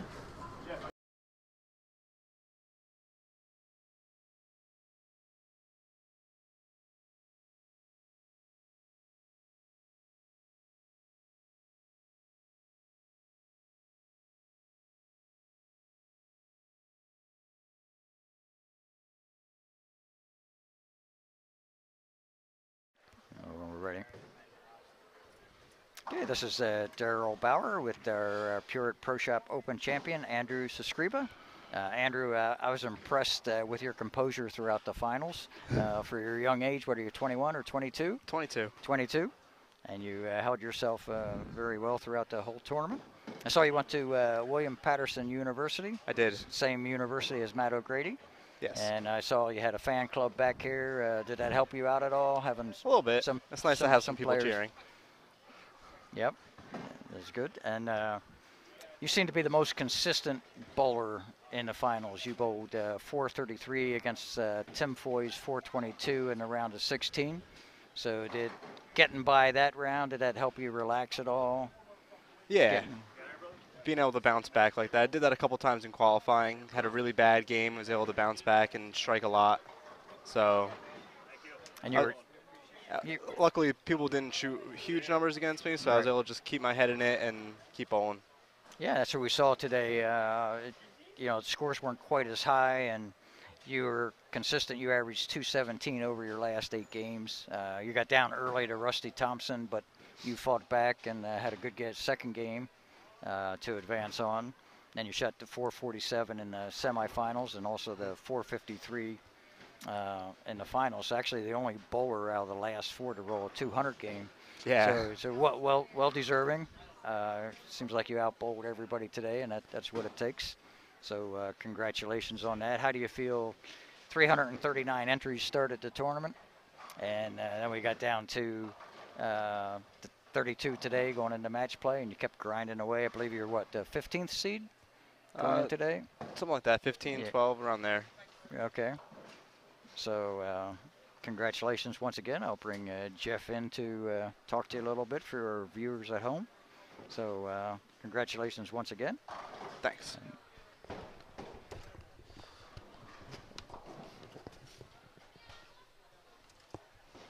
Skinnier than me, but I'll get in there.